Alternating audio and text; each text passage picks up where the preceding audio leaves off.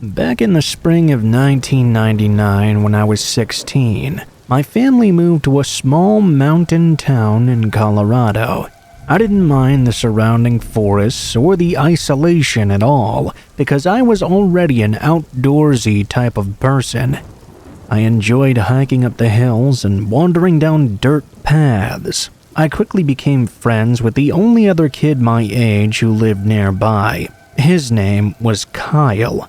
One evening, shortly before the start of summer, Kyle and I had been wandering through the woods and found a narrow river that flowed across the property.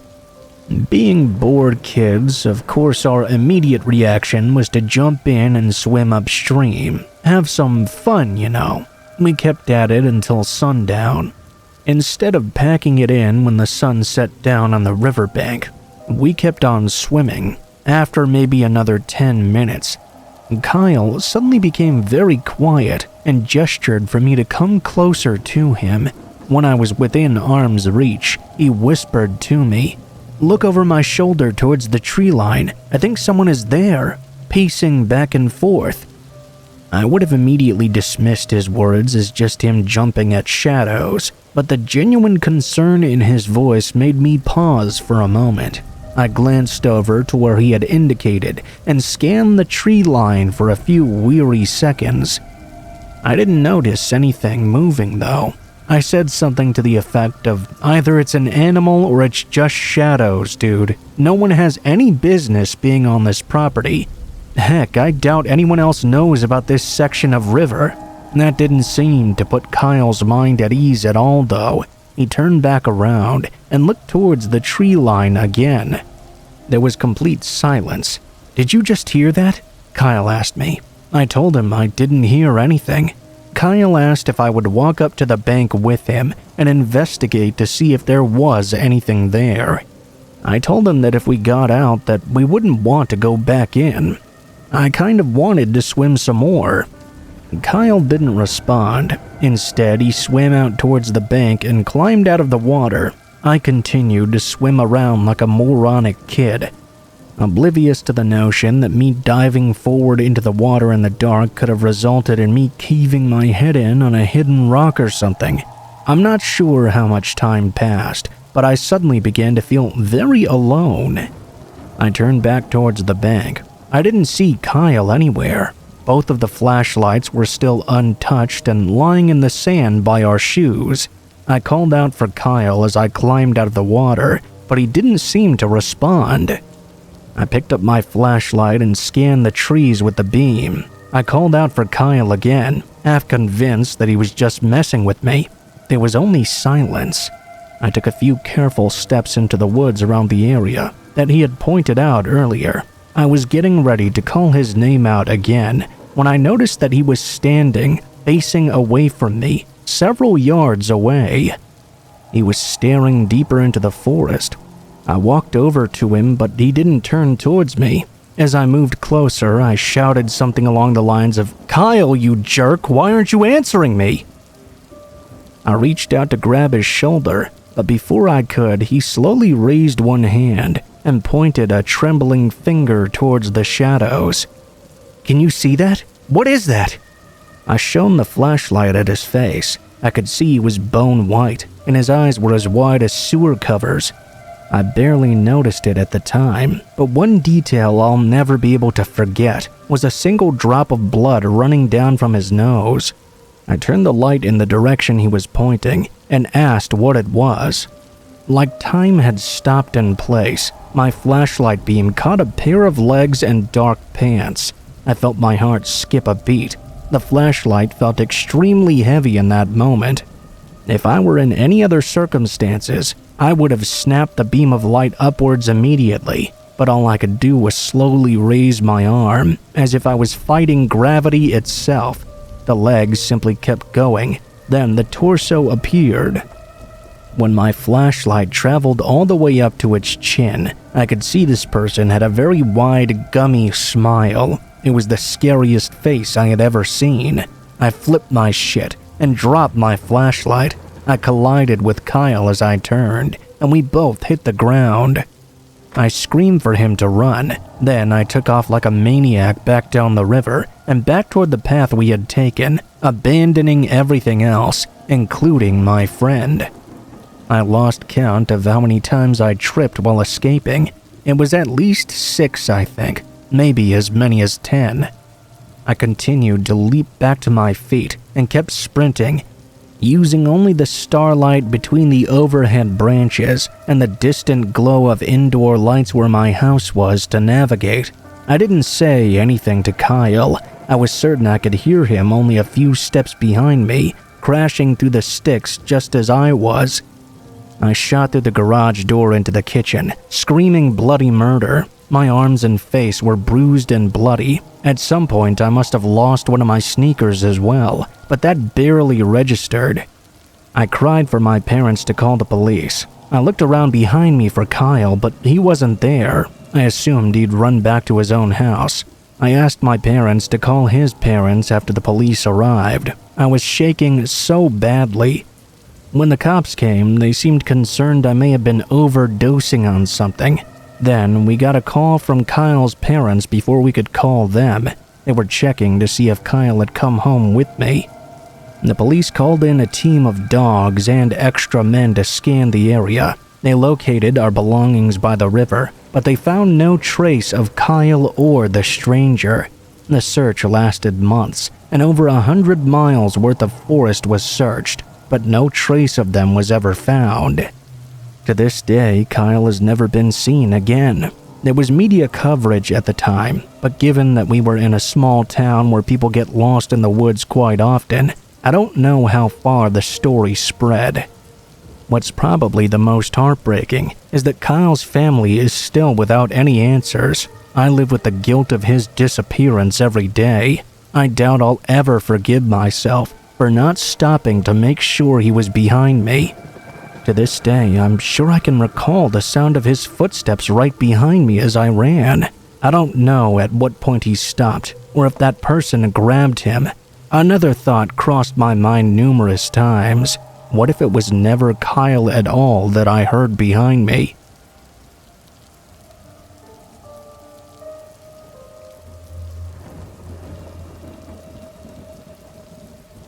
This story happened New Year's Eve 2 years ago.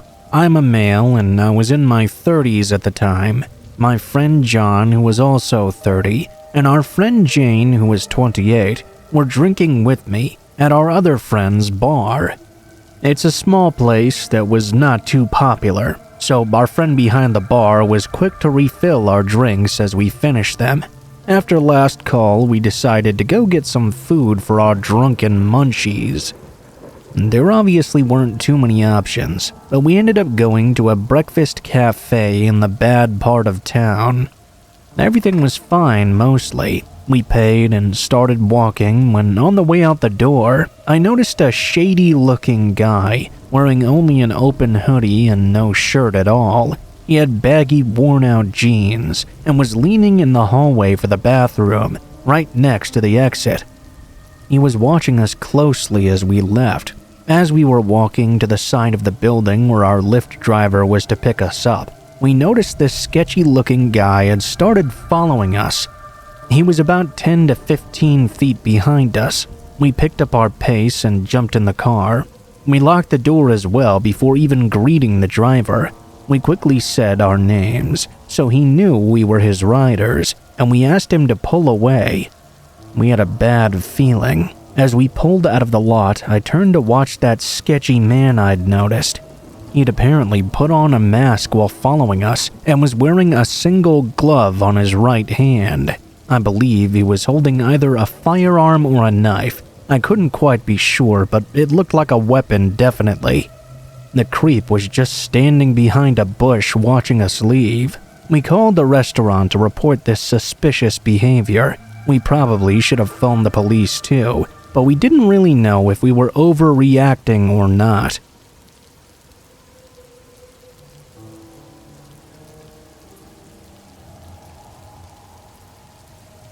This happened probably about 14 years ago, when I was 17 years old. I was in a university in California. and I used to go to a local Starbucks by my campus in my free time to get some studying in. It was very hard for me to focus when I was at home. I remember this older guy used to come in a lot and just sit alone at a table, always facing me. He'd order one small coffee and just sit there and stare. It made me deeply uncomfortable, but I was too young to think about reporting it because I didn't think there was really anything to report. After all, it was just some guy staring at me, not trying to approach me or harm me or anything. In fact, I thought maybe some of it was in my head. Over time, though, I began to notice that sometimes he would leave at the same time I did. With this Starbucks, the parking lot was mostly on the ground level of a free parking structure that was just around the corner from the shop. It was usually really easy to get a spot right in front, so you could actually see your car from the street. I usually parked right there at the front of the structure.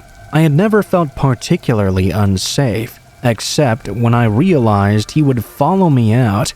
I began to try and make a note of what his car looked like and where he would usually park.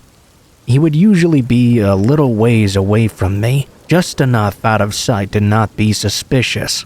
I would always wait for him to leave before I went anywhere, because I didn't want him to try and follow me. One afternoon, though, I was heading to my car, and I noticed that this time, he'd parked right next to me. The passenger side of the car was right by my driver's side door, and it was very close as well.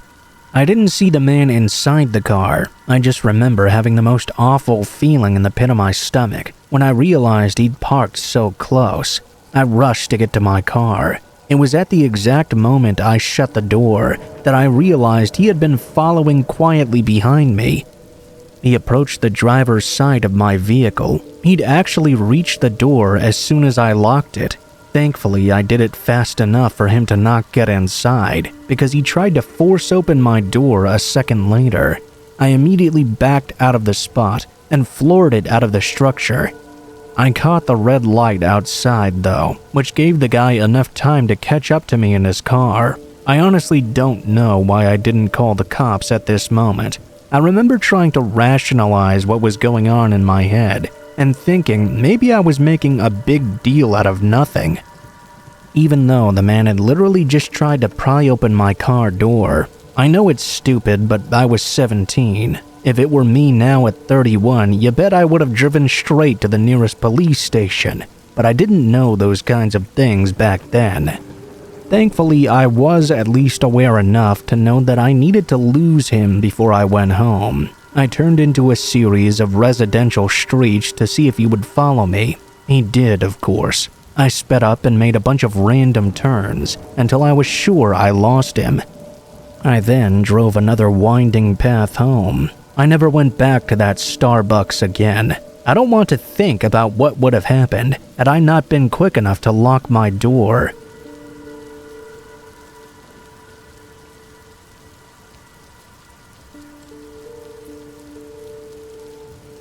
This happened when I was a senior in high school. Snapchat was how I communicated with all of my friends during that time. In fact, I would bet that Snapchat was the most popular app in the entire school. I went to a pretty large high school, and I really enjoyed it, honestly. Sometime in the fall semester, though, I was added on Snapchat by a new user. It happened on a day shortly after I'd arrived at school. It didn't seem like a bot or anything like that, but I still had no idea who this person was. The username was simply Josh something, and a lot of numbers after. The name of their account was obviously just Josh. There were probably more than a few people named Josh at my school, so I added the account back without giving it much thought. Not long after doing so, this Josh sent me a Snapchat. It was an actual chat, not a picture. He said, "Hi, what's up?" I responded by asking who this was and how he knew me. He claimed that he also went to my school and mentioned the school by name. I believed him and had no reason not to. I don't remember exactly what I said after that, probably just cool or something. We talked very briefly, but I didn't even know what he looked like, so I didn't know if I had a class with him or anything.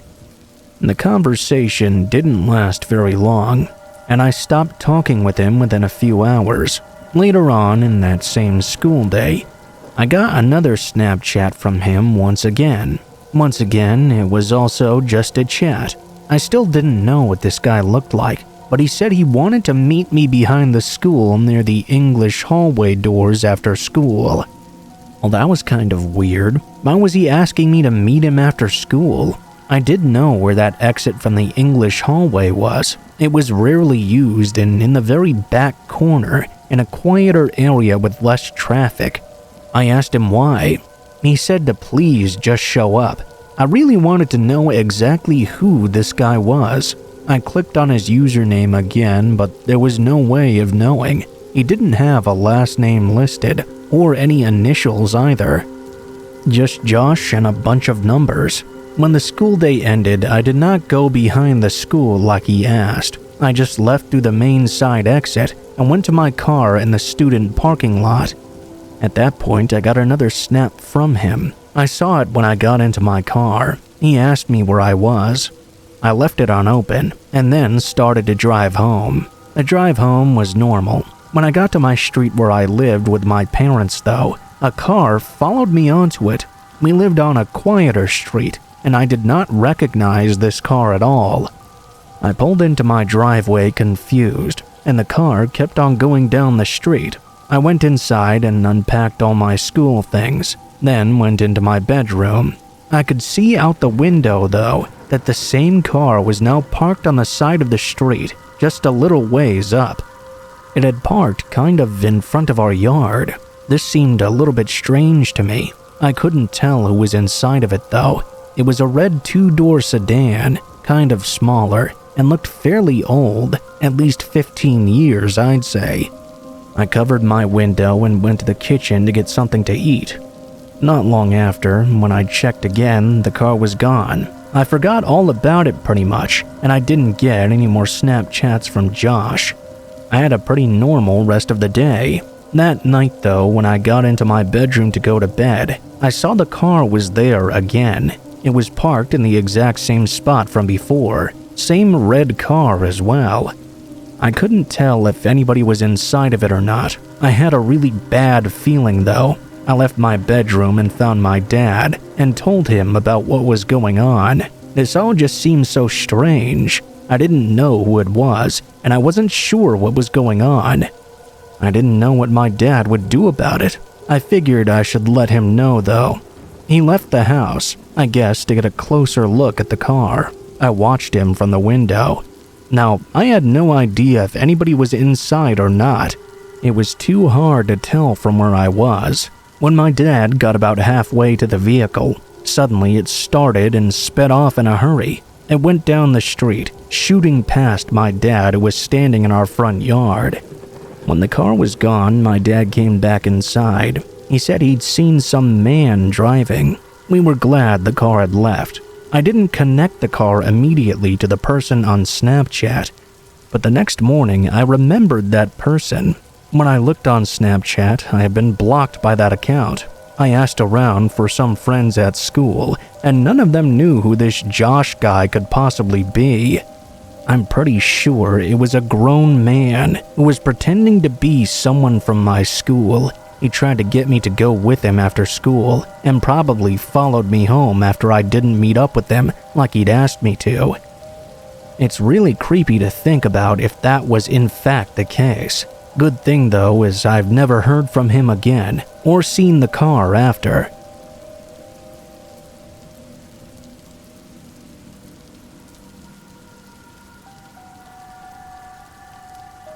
Back when I lived in upstate New York, I had a good friend who I'll call Jacob for privacy purposes. We used to spend the night at each other's houses almost every weekend, usually when we didn't have school. Sometimes even during the weekdays though. We were just really close. Now, this story occurred sometime during the summertime, when we had the entirety of every day to hang out. I did have a few other friends close by, but not very many.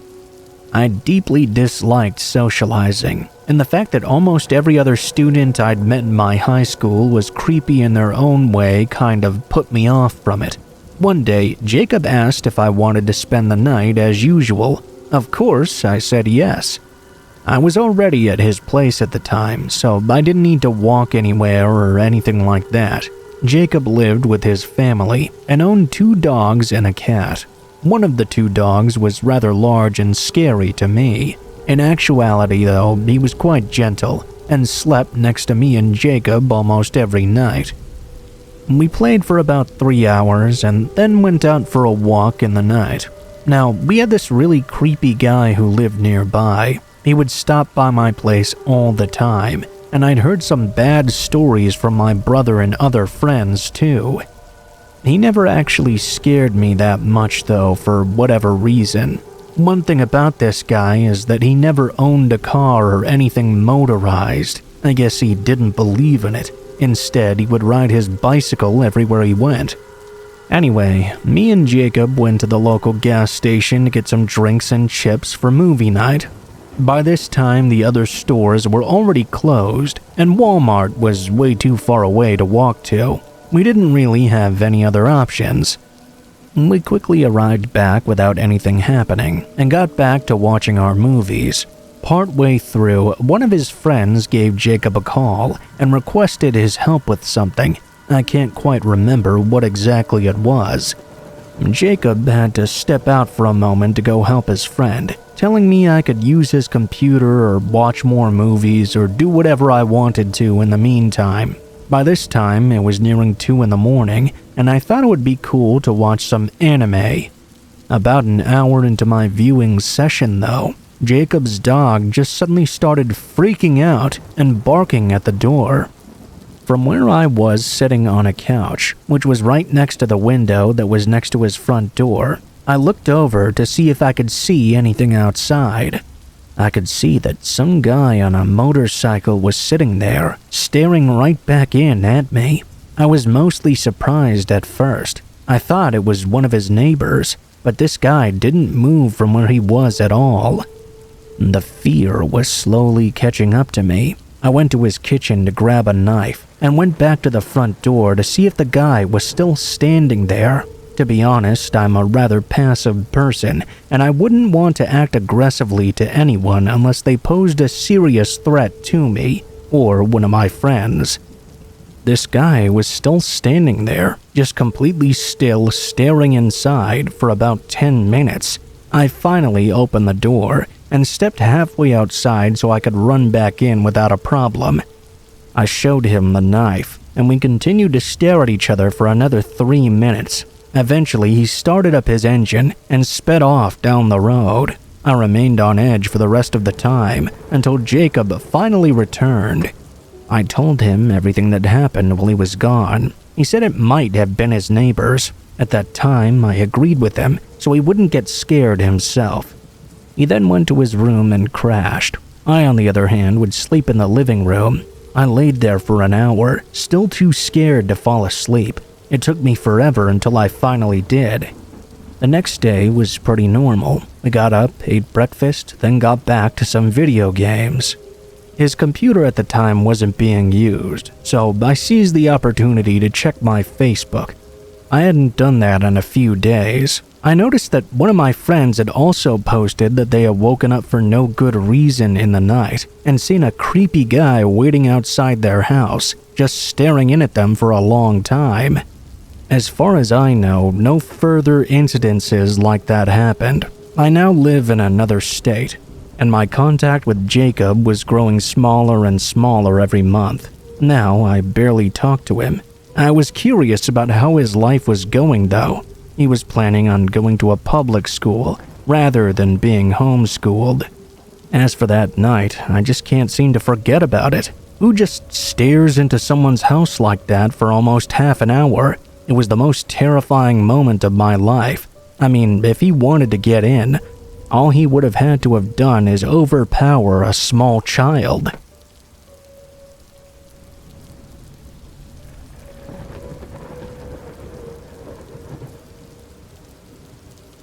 Hey y'all, this took place in the summer of 2022. I just never thought of writing down this story because I was so stunned it happened to me in the first place. So every summer in my city, me and my friends like to make some small campfires and chill in secluded areas. We don't want to have to drive an hour to an actual campsite and pay the campsite fee to do so. These usually happen pretty spontaneously. It's a nice last-minute thing to do. There's this one spot near my house that's located by a river. It's really nice because no one usually goes there. The only thing to be worried about are bears, because of course living in the Pacific Northwest is challenging like that. My house specifically was located right next to some mountains and forest. One particular night at 11 p.m., I decided to go ahead of my friends and meet them at the spot. I wanted to set things up early. I wanted us to just chill out and have a good time once they all got there. The spot I got to had a 2-minute paved walkway I had to go through. Then I had to take a small trail ramping down the right side of the bridge that crosses over the river. Along this paved walkway were 2 lamps located halfway, and another at the start of the bridge/ramp down to the campfire spot. I parked my car at the beginning of the trail on the street and brought my campfire stuff. Flashlight, lighter, firewood, small shovel to dig out the pit, etc. I got to the spot and it was a small sandy beach-like embankment on the side of the river. I set up the chairs and got to digging the pit, with only the flashlight illuminating where I was digging. I was just shoveling the sand right next to me, nowhere near the water, when all of a sudden I heard this gigantic splash. It was a splash so loud that it could only have come from something large like a 2-hand-sized rock. I was confused because I was not throwing any sand into the water, so it couldn't have come from me. I shined my flashlight over, but I didn't see anything. I kind of brushed it off, thinking it might have just been something random. As I kept shoveling a bit more though, I heard another loud splash. At this point, I thought something was falling from up above, because logically, something must be getting into the water somehow. I pointed the flashlight above where some trees were above the river. I didn't see anything big enough to make a splash like that. I tried to keep digging, but my heart rate was kind of really going at this point. I heard a rustling just past the arch of the bridge. I grabbed my light and shined it towards where I'd heard that sound. Hello? No response. In my head, this must be a bear, and I should be getting out of there immediately. But surely I would have seen something that big, and any other sign of movement for that matter. I told myself I must just be hearing things. Maybe my mind was playing tricks on me. I began to hear those noises again. It clearly sounded like leaves being rustled. I shined my flashlight over to that area once more. As I focused my eyes toward the illuminated area, I saw the naked back of a man who was hunched over. I was kind of frozen in anxiety and stress in that moment. Honestly, of all the things I could possibly see, I didn't expect to see the naked back of a person. From the quick analysis my brain could muster up, he looked to be mid-40s, shaved and medium build, like a mix between chubby and absolutely jacked. As I had my flashlight staying on his back, he started to stand up. I noticed he was not wearing any pants either. My next reflex was to start packing up my crap and get the hell out of there. Now I was piecing in my head that he must have been throwing things at me to scare or shoo me away. After using my deductive skills, I proceeded to get the hell out of there with all my stuff in tow. I was carrying all my things with me, walking briskly up the small ramp. I was on the paved path, now out of the forest. I could feel my heart beating in my chest. I checked back frequently behind me to make sure he was not following me. I was in Crocs, mind you. I was thinking that if I had to book it out of there in a hurry, I might regret not being in sport mode from the get-go. I made it to the halfway point, and I got a sense of relief starting to set in, knowing I'd made it safely out of this very scary situation. As I checked back one more time to make sure, though, I noticed something. Slowly creeping over the ramp was the naked man, crawling on all fours. His head was positioned toward me, staring at me as he made his way to the middle of the paved walkway. He slowly got up from his four-limbed stance and positioned his body to face me. After setting himself into this new position, the man took off into an immediate sprint towards me. I was stunned for a moment. Before booking it, I ran as hard as I could down the path. My flashlight jumped out of my pocket and I lost it, but I didn't care. A whole naked-ass man was chasing me at 11 p.m. at night in a secluded forest. I looked back for a split second, and the man was still running towards me like an Olympic runner, still dead naked. He could have my flashlight for all I cared. I wanted to make it out of this situation alive. I finally burst out of the forest and ran to my car, which was 30 feet away. I desperately tried to get in, like a classic horror movie. I was fumbling, trying to get my key fob to unlock it. I actually dropped my keys at some point. I thought to myself, fuck, I'm dead. I brushed the thought off though and picked them back up as quickly as I could. I unlocked my doors and threw my things inside before jumping in myself. It felt like an eternity, but in hindsight it most likely took only 6 seconds altogether. As I tried to guide my key to the ignition, I was fixated on the end of the paved path I was on just a few seconds ago, waiting to see the naked man emerge in a burst of speed. I zoomed out of the area as fast as possible. As I drove away, and was now a good 30 seconds from the location of the horror that just took place, I got a call on my phone. It was my friends calling and asking if I'd made it to the spot yet. All I could say to them was, "Guys, do I have a crazy story to tell you?" They pulled up to my house because, again, it was actually close to the campfire area, and I told them the whole story, the exact way I told it just now. They all swore up and down it was not one of them trying to prank me or anything like that. I also knew none of them would try to full sprint at me with their dong out. As we're talking out in front of my house, though, there's a college student who looked like he was walking home. He was going towards the direction of where I'd just encountered that man. "Hey, wait a minute! Be careful! There's a naked guy chasing people that go across that bridge." The guy responded to me. "Aw, damn, really? Fuck, I gotta go over that bridge to get home."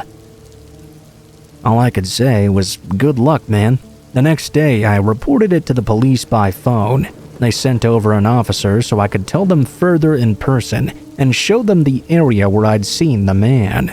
When we went over to where I initially saw the man's hunched back, they said they didn't find any trace of anyone being there previously. The officer said they would make a note anyway, just in case it happened again.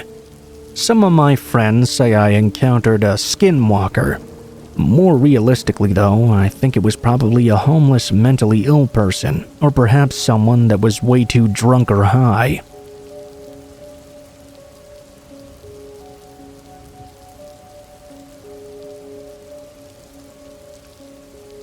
This happened during the second year of university. I was on my way home from my part-time job. I had to take a detour that night, and so I got home a lot later than I usually would. When I arrived, there was a badly written sign that said the elevator in my apartment block was under repair. Oh, great. I staggered over to the stairs and climbed all the way out to my apartment on the 5th floor. I was completely exhausted when I got to my door. I threw it open and stepped inside. But almost instantly I became alert. Something felt wrong here. Do you know what I mean? When you feel like something's out of place, but you can't quite tell what it is. I don't really know how to explain the sense of alertness I was feeling. Immediately, I flipped on the light switch, but the lights wouldn't come on. I flipped the switch over and over again, but still nothing. I felt fear welling in the pit of my stomach. I didn't know what to do, other than investigate further.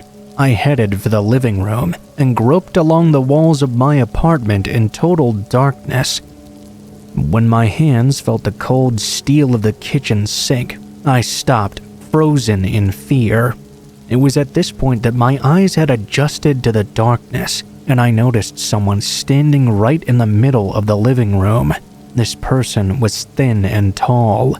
A faint light from the street was shining in through the living room window. I couldn't make out the person's face, or any distinguishable features or what they were wearing. All I could see was their long, thin silhouette. This person was just standing dead still in the middle of my living room, almost completely blending in. I thought I would scream or panic or do something, but I couldn't bring myself to do anything except stand there in fear. I couldn't move at all. The person in my living room slowly started to move towards me. The sound of their feet dragging made sweat run down all over my body. My eyes widened in horror. It was like my body suddenly jumped back to life and gained a mind of its own. Like I couldn't control my actions at all. I threw open my front door and leapt out into the corridor of my apartment block. I hit the button for the elevator repeatedly. I panicked as nothing happened. I had completely forgotten in my fear that the elevator was out of order. I ran as fast as I could down the stairs. By the time I hit the ground floor, I was panting. I heard what sounded like someone slowly making their way to the ground floor. I didn't wait to see whatever it was coming after me. I ran as fast as I could to the nearest convenience store. I couldn't bring myself to go back to my apartment. Instead, I couch-surfed at friends' houses. This went on for a fair few weeks, for nearly a month even. I can't remember when, but eventually I did have to go back to my apartment. I went with some friends to grab all my stuff and to move out. Nothing had been stolen or broken. Nothing was out of place. Everything was exactly how I'd left it before I fled that night. It was so strange. I managed to get another place in a different area. I can't stand dark rooms now. I keep a torch by the entrance at all times and leave a light on whenever I go out or go to sleep. It was a horrifying experience. I never found out who that person was, but I often wonder what could have happened to me if I didn't snap out of my trance in that moment. I just kinda try not to think about it so much.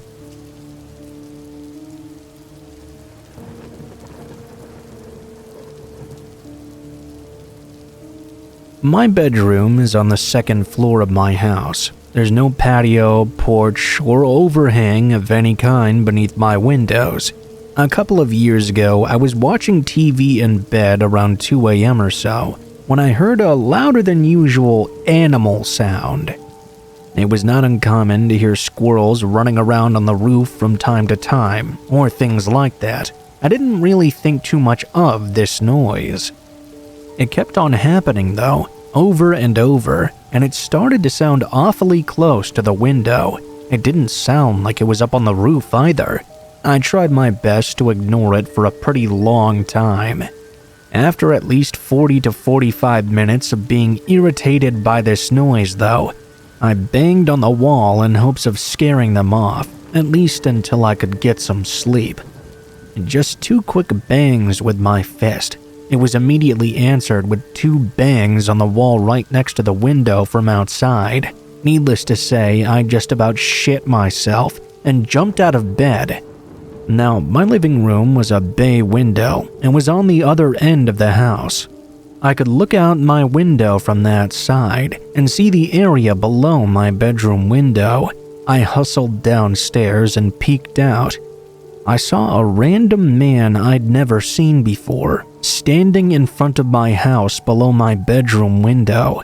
He had a knife in his hand, and he was rubbing it along the front of my house.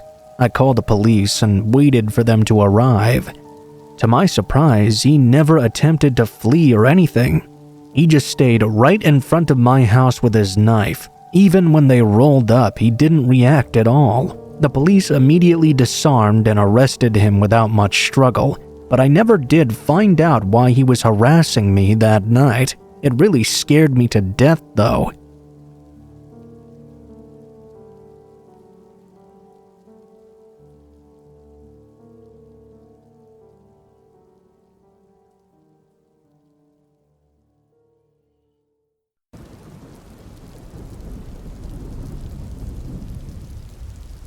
when I was 13, I had a babysitter that would come by once a week, as my mom would work late every Saturday night. I always thought I was too old to have a babysitter still, and hated having to have someone watch over me all the time. The main person my mom would have over was this 20-year-old guy named Tomas. He was the son of one of my mom's work friends, I guess. This guy was really weird though, and I didn't like him at all. He didn't talk much and acted really awkward and strange. It's hard to describe. Whenever he interacted with my mom though, he was always extra nice and very talkative. I tried to bring up his weird behavior with her, but she would always say I was just trying to get rid of him so I could stay home alone. Anyway, it was a normal Saturday night, and Tomas had just arrived a little late.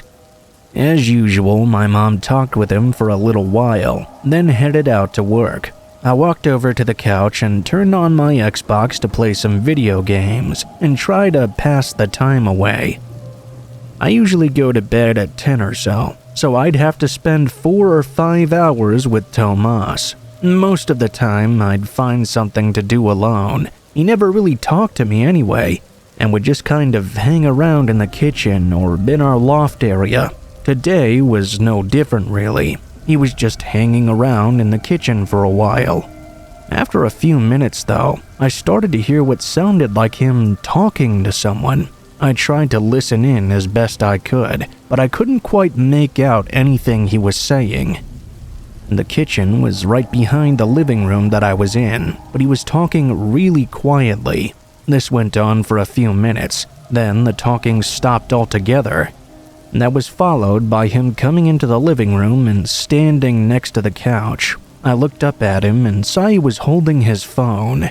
Tomas said someone was going to come over for just a second and not to worry about anything. I didn't really know how to respond, other than just to say okay. It was pretty weird though, and I knew it was definitely not something a babysitter should be doing. I also knew there was nothing I could really do about it myself though. The next 20 minutes were really awkward, as he didn't take out his phone or anything. He just sat there on the couch with me, looking around and not saying a single word. He would usually rarely ever try to be in the same room as me, so this was pretty out of the ordinary for him. Our living room was right by the front door though, so I guess he was just waiting for that person to get there. Eventually, a car did pull into the driveway, and a man came knocking at the door. Tomas shot up and went over to the door, then stood right in front of it for a moment, before turning and telling me he'd be back in just a minute. He opened the door and walked outside, then shut the door behind him. This whole situation had me very curious as to what was going on. The blinds on the windows were cracked open just enough for me to peek outside and see the two shadows as they moved around in the driveway. I could tell the man handed Tomas a large bag, then got in his car and drove away. A few seconds later, I heard the lid of the garbage can outside slamming shut, followed by Tomas coming back inside through the front door. Something about this whole situation seemed very odd. I couldn't help myself from asking what the hell this was all about. He replied by telling me it was just his friend, and he'd left his wallet at his friend's house last night. He was only coming over to drop it off for him. Something about the way he answered made me feel uncomfortable. That also didn't explain the large bag I'd seen him holding just a few moments ago. I didn't feel safe questioning him any further though, so I just said okay and went back to playing my game. Things started to get more strange though as the night progressed onward. During the next hour, I could hear Tomas having multiple phone calls with people in the kitchen. At one point, he went to the far loft area, where I could hear him raising his voice quite intensely. I still couldn't make out what he was saying though. After the 5th or 6th call, the same car from earlier pulled into the driveway again. Tomas immediately ran outside without saying anything. I could tell from the body language and the way they were moving around that they were clearly arguing about something. Tomas left for 30 seconds, then came back with the bag from earlier. The man took it and put it in his back seat, then drove off in a hurry. He came back inside, and I could see frustration all over his face. He went over to the kitchen and didn't come back until 10, when he told me to just go to bed. I got myself ready and laid down, while Tomas stayed downstairs. He would usually stay until my mom got home at 12, but just a few moments later I heard the front door open and close. I waited for 10 minutes, then got up and went downstairs to see if he was still there. Sure enough, he was nowhere to be seen. I looked out the window and his car was gone too. I stayed up in bed for a few hours to wait for my mom to get home, then told her everything that happened. She seemed to believe me this time. She also thought it was strange and very unprofessional to leave the house before she came home. The next day, she tried to call him, but he didn't answer on any of his contact information. Eventually, she got a hold of her friend who was Tomas's mom and asked what happened. She said that he'd gone home feeling sick. We both knew that was a complete lie and didn't make much sense at all.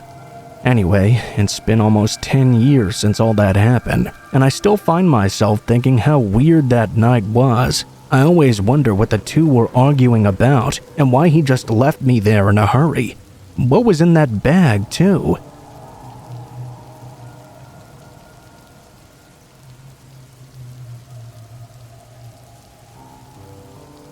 I'm a 28-year-old woman who tried out OnlyFans for a short period of time. Yeah, I know, but my husband and I thought it would be fun to spice things up and make a little bit of money at the same time together. I signed up using a nickname, of course, and didn't put my location. No personal information on any of the sites, so I didn't really think it was a big deal.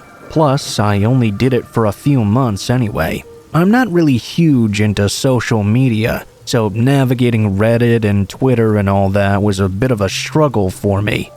My parents were always overly cautious on social media and always imparted on me the dangers inherent to it. I wasn't allowed on it very much either. Because of this, I was really sheltered from a lot of the coming of age, so to speak, stories of the kids from our generation talking to strangers online. Eventually, I found a niche subreddit to try and promote myself and get reactions to my OnlyFans. I had posted some fantasies and things on there, so I could try and do a little bit of promoting. Little did I know I would attract some very bad things.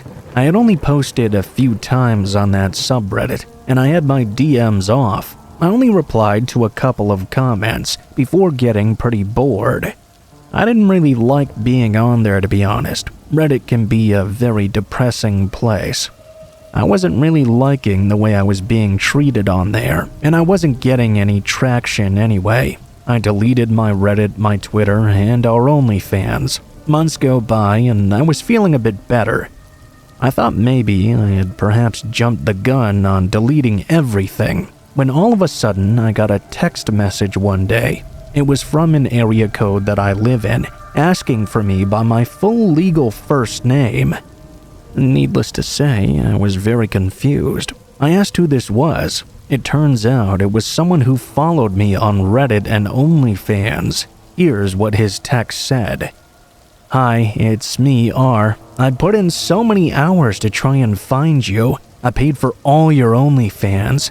When you deleted it, I felt like a part of me died inside. I think about you every day." I had no idea how the hell this guy found me. I called my husband, but all he really could do was tell me to be careful and to block this guy.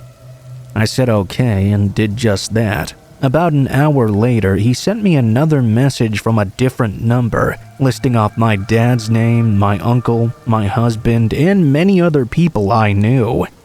He then said, "All these people are connected to your number. I'm going to message all of them until you respond. I need you." At this time, I was screenshotting all of this.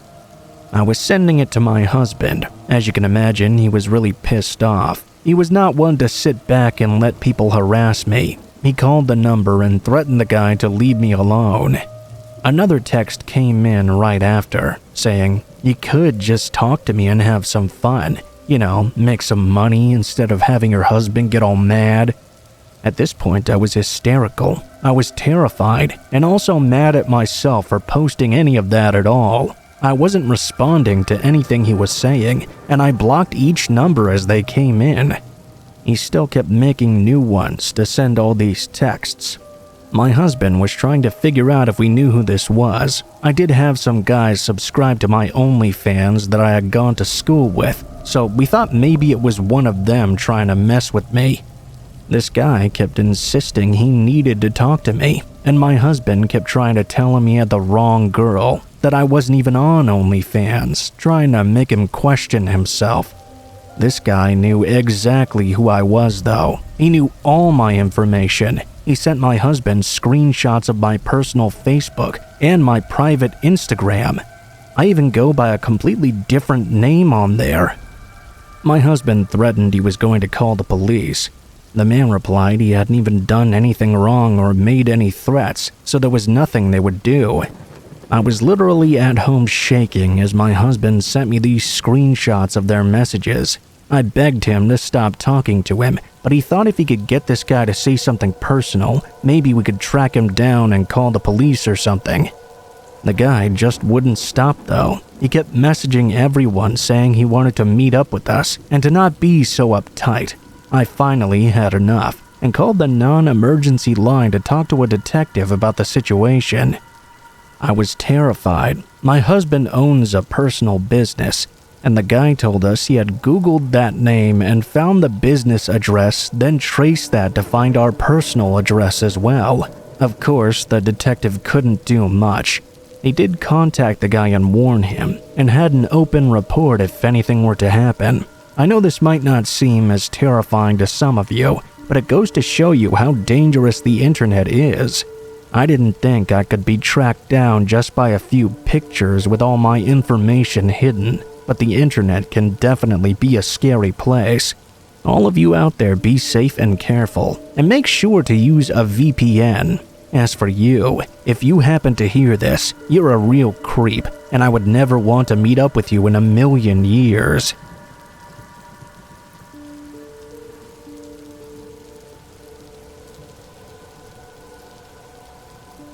Back in 2016, I believe, Dragon Ball Super was coming to America with the English dub.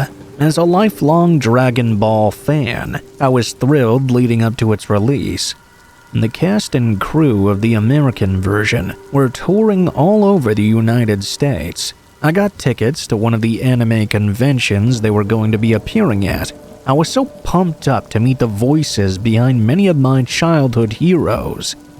The convention itself was a general anime convention, and it had a countless number of things to do, but Dragon Ball was definitely the main focus of the event.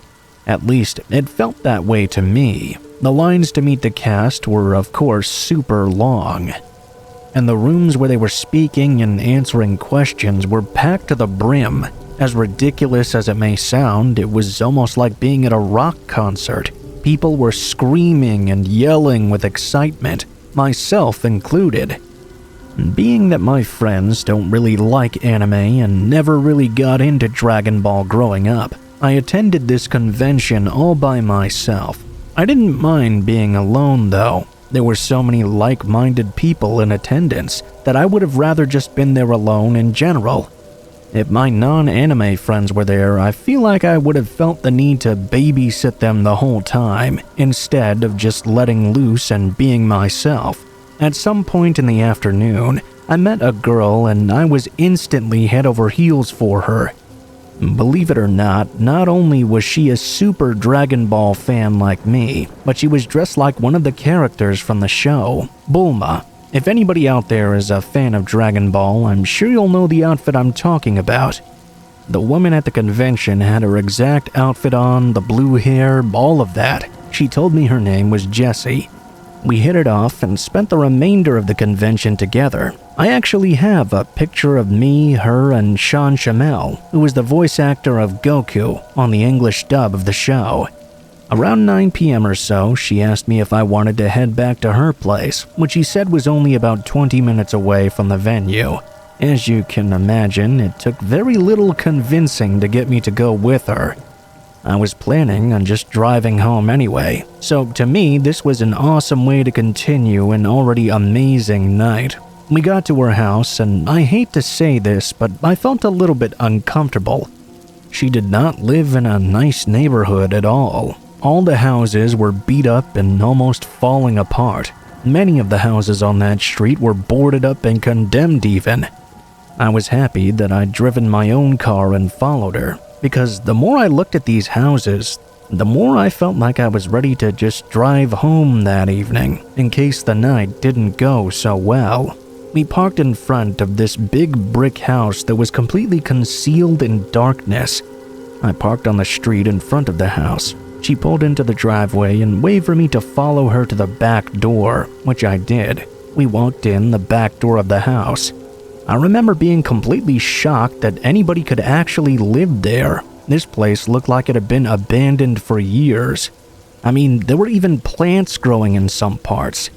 I think I was blinded by my infatuation with this new girl, Jessie. I didn't see any of the red flags around me. Before I could even open my mouth to say anything, she spoke up first and said she needed to use the bathroom. She would be right back out though. I thought it was weird that she didn't bring me into the living room or offer me a seat or anything. I was just standing in this small room with trash everywhere. In this brief moment alone, I was finally starting to come to my senses. I was becoming more aware that something was weird about this.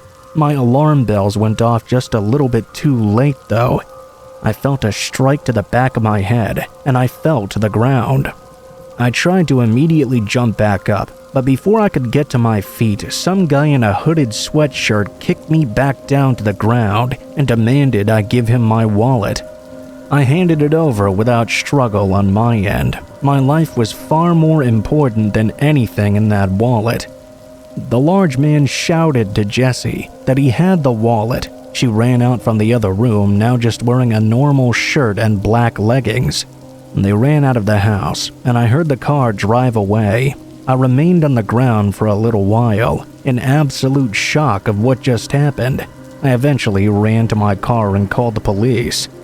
As I drove away, I was thankful these idiots didn't rob my phone or my car keys from me. I was able to give the police a detailed description of Jessie, since I had a picture of us from the convention.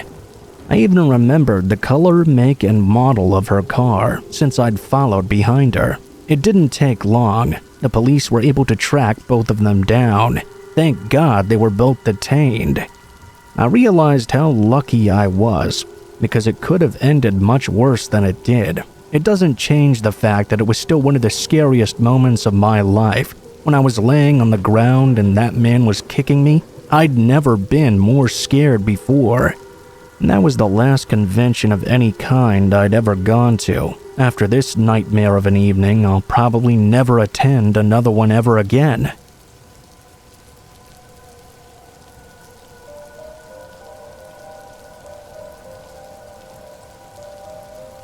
When I was a child, my family moved to a big old 2-story house with big empty rooms and creaking floorboards. Both of my parents worked at the time, so I was often home alone when I came home from school. One early evening when I came home, the house was completely dark inside. I called out for my mom to see if she was there, and I heard her say something from upstairs.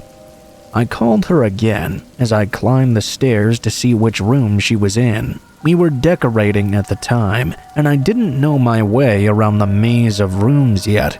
She was in one of the far ones right down the hall, it seemed. I felt a bit uneasy for some reason, but I figured that was only natural. I rushed forward to see my mom, knowing her presence would calm the fears as a mother's presence always does. Just as I reached for the handle of the door to let myself into the room, though, I heard the front door downstairs open, and my mom called out to me, "Sweetie, are you home?" I jumped back startled and ran back down the stairs to her. As I glanced back to the top of the stairs, I could see the door to the room was now slightly open, and for a brief moment, I could see someone peeking out at me from behind it. I told my mom right away. We went up there to check together, but when we checked, no one was there.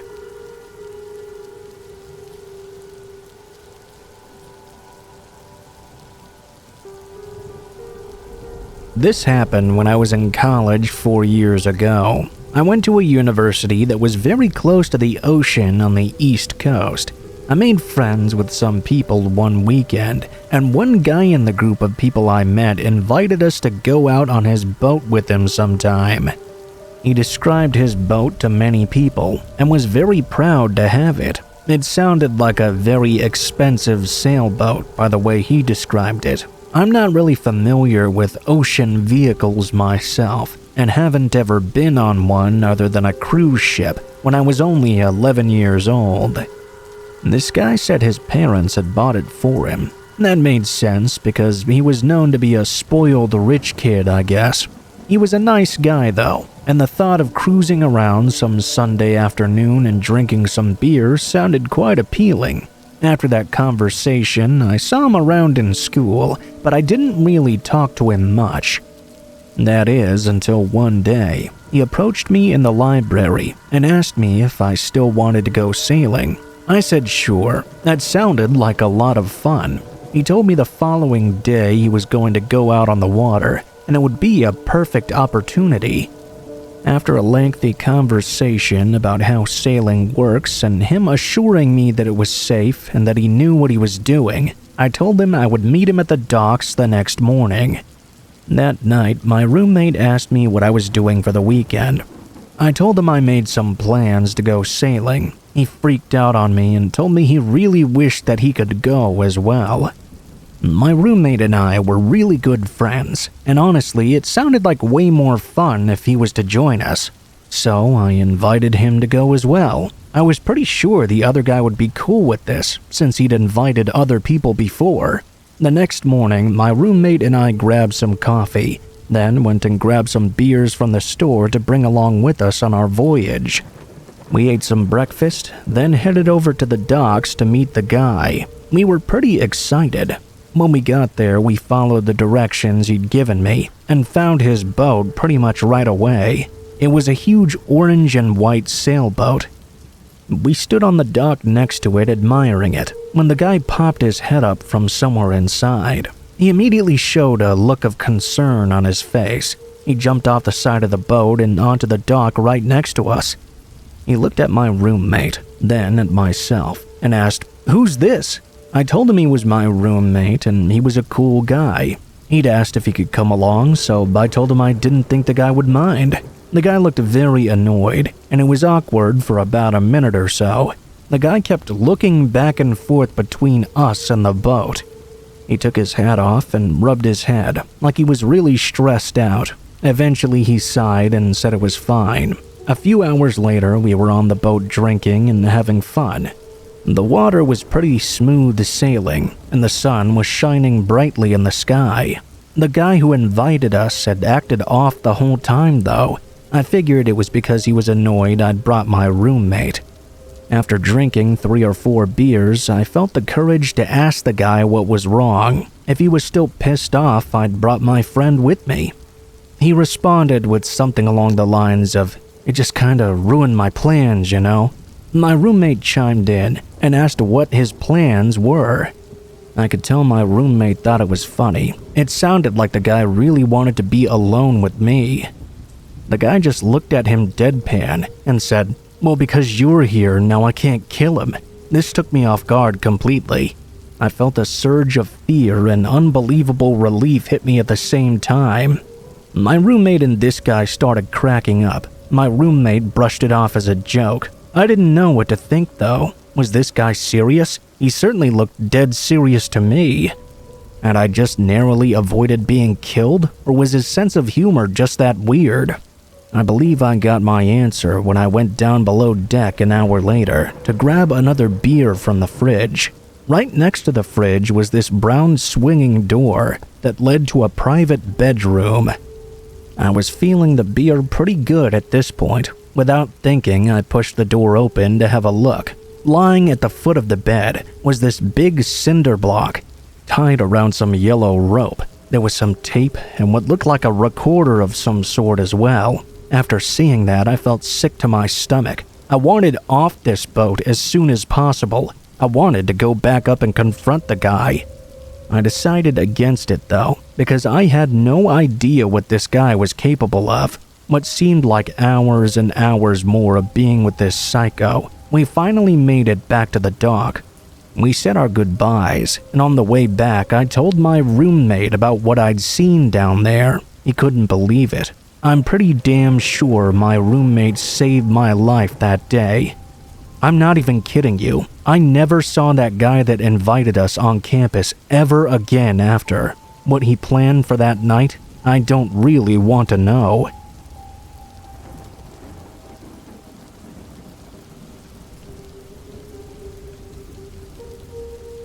This incident happened back in 2014. I had been committed to a psych ward for my own safety.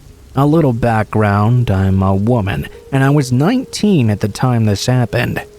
I was coming off 3 years of bipolar medication, while at the peak of substance abuse, facilitated by my first year in college. I was going crazy with new adult freedom. One night I had a big mental breakdown, and I was committed for the first time in the adult ward. Previously, I had only been admitted in the minors ward during my adolescence for similar episodes. Within this unit, you had to share a room with the same sex, but weren't given any proper introductions. The facility as a whole wasn't really managed effectively, nor did any of the nurses or doctors seem to care, other than to prescribe and get you out as soon as possible. I was led to the room I would be staying in. The nurse just said to the other lady in the room, "This is your new roommate," then left. The woman appeared to be in her late 40s or early 50s, Hispanic and a little bit taller than I was. She would not keep her gaze off the floor in front of her and didn't say a word or move when I tried to greet her. I noticed she had a tattoo of a cartoon version of the classic Red Devil, but as a baby of some sort. I figured I would just try and leave her to her own business and stick to my area of the room. The first night went as they normally do in a psych ward. A nightly group where my roommate declined to share anything yet again, only staring at the floor and barely moving an inch, while everyone else was lining up to be given their medication before bed. One of the people across the way started banging on their door and screaming. One guy was smiling while banging his bald head against a glass window. Some other guys behind him were screaming and jumping around. The orderlies came and took them away, their screams still lingering through the halls. Having been in psych wards before, I was not surprised by out-of-the-ordinary behavior, like yelling or fights starting, but this was something completely different to me. I was with disturbed adults now, people who had years of illnesses deteriorating their mind, not just angry little kids anymore. I actually felt scared for the first time because of the high level of unpredictability with these people. I knew I wasn't all there in the head either, but these people had me anxious and made it difficult to try and get any rest that night. You know the feeling of being awake but you haven't opened your eyes yet? The moment when you're barely waking up and everything is still in this fuzzy state of conscious. I was in that state later that night. I felt like I was waking up, as if something was forcing me awake, yet I was still so tired. I wasn't opening my eyes yet.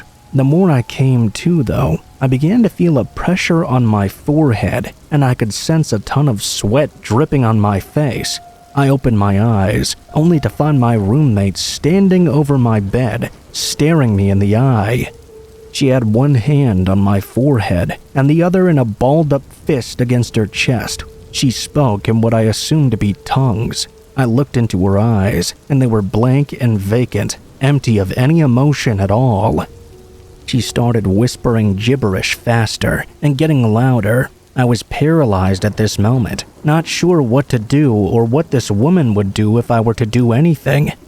There was only us in this room, and the nurse's station was all the way at the end of the hall. She started wiping the sweat off my forehead with her hand, while still speaking fast and erratically. I wasn't sure what she planned on doing next. She then put her hands around my throat. At this point, she started screaming while shaking me. That was not long before our nurse rushed in and took her off me. The nurse seemed more irritated she had to get up at all and do her job, rather than being concerned about how I was doing or feeling. She escorted the woman out and said not to worry and just go back to sleep. I don't know how I managed to fall back asleep that night. I assumed the woman got transferred to a more severe ward because I didn't see her again the next day. I was luckily able to leave later that same day. This incident has since been a reminder for me to never go back and to manage my mental well-being better, because while I do have some issues, I could be in a far worse state of mind. I still wake up some nights with lingering anxiety and have to calm myself down to go back to sleep. I never want to go back to a ward in my entire life to experience this again, or perhaps something far worse.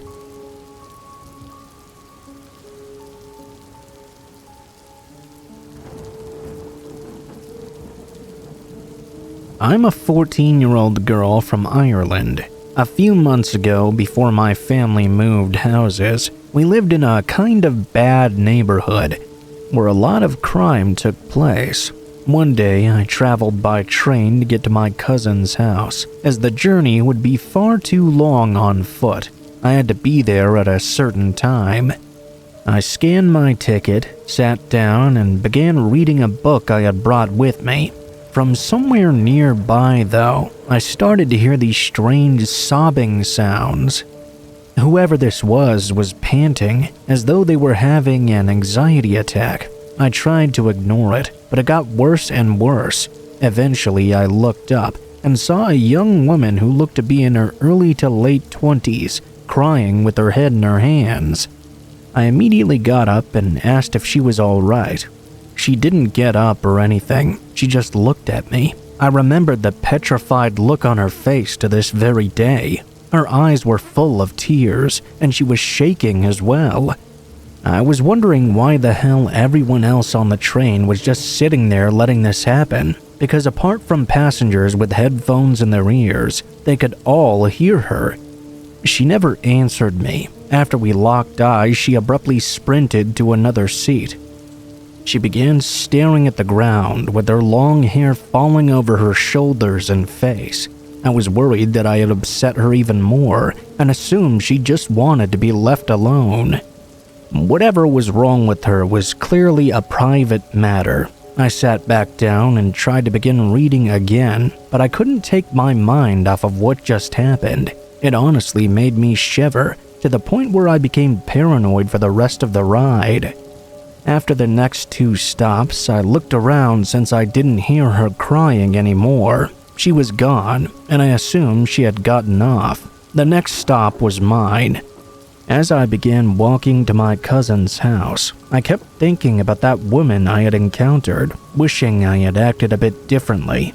The next day, after I got back home, I was scrolling through my news feed when I came across an article about a 32-year-old journalist named Jennifer.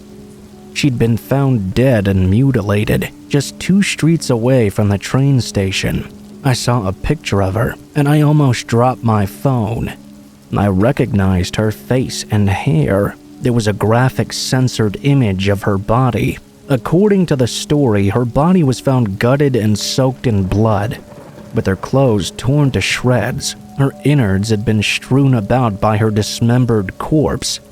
It looked as though she had been dead for quite a while. This made me sick. I wished I had never clicked on that story. Later that night, I began to see many more bigger news networks covering it. Last I heard, they never found out who did it. Apparently, she had been sexually assaulted before being killed. An anonymous witness later told police he had seen her crying on the train. I felt extremely sorry for this poor girl, for the horrific account of agony she must have gone through. She must have had some idea of what was going to happen to her for her to be crying like that on the train. It still shakes me to my core thinking back on it. I told my mother and she reported what I'd seen to the police. She never wanted me to take the train again after. My cousin told me that before anyone else arrived at her house that night and I came over, she had seen a suspicious-looking man. He was wearing worn-out jeans and a black hoodie, slowly walking back and forth past her house. She didn't see his face and didn't think much of it at the time. Now, though, after we found out what happened, she became traumatized too and didn't go out for weeks afterward, not even to go to school. I hope that woman rests in peace and that her family finds justice one day. I'll never look or think of a train in the same way ever again.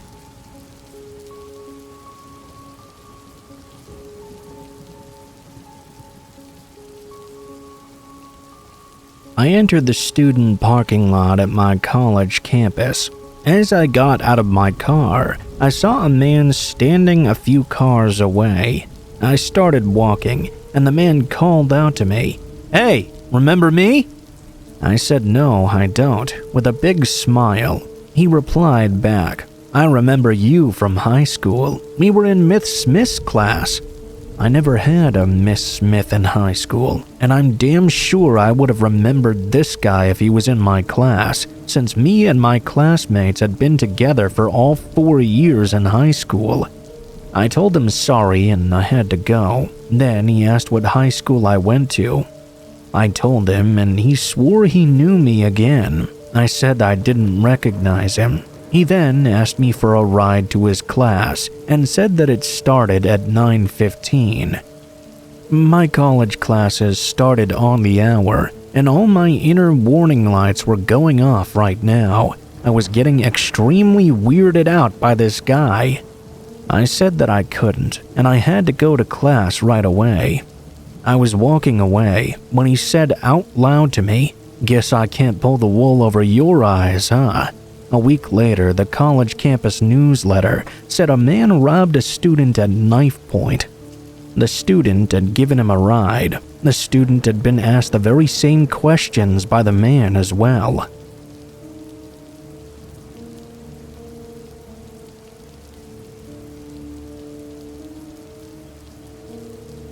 This happened to me in my early 20s, and as a direct result of this experience, I've now developed a strong fear and mistrust of the opposite sex.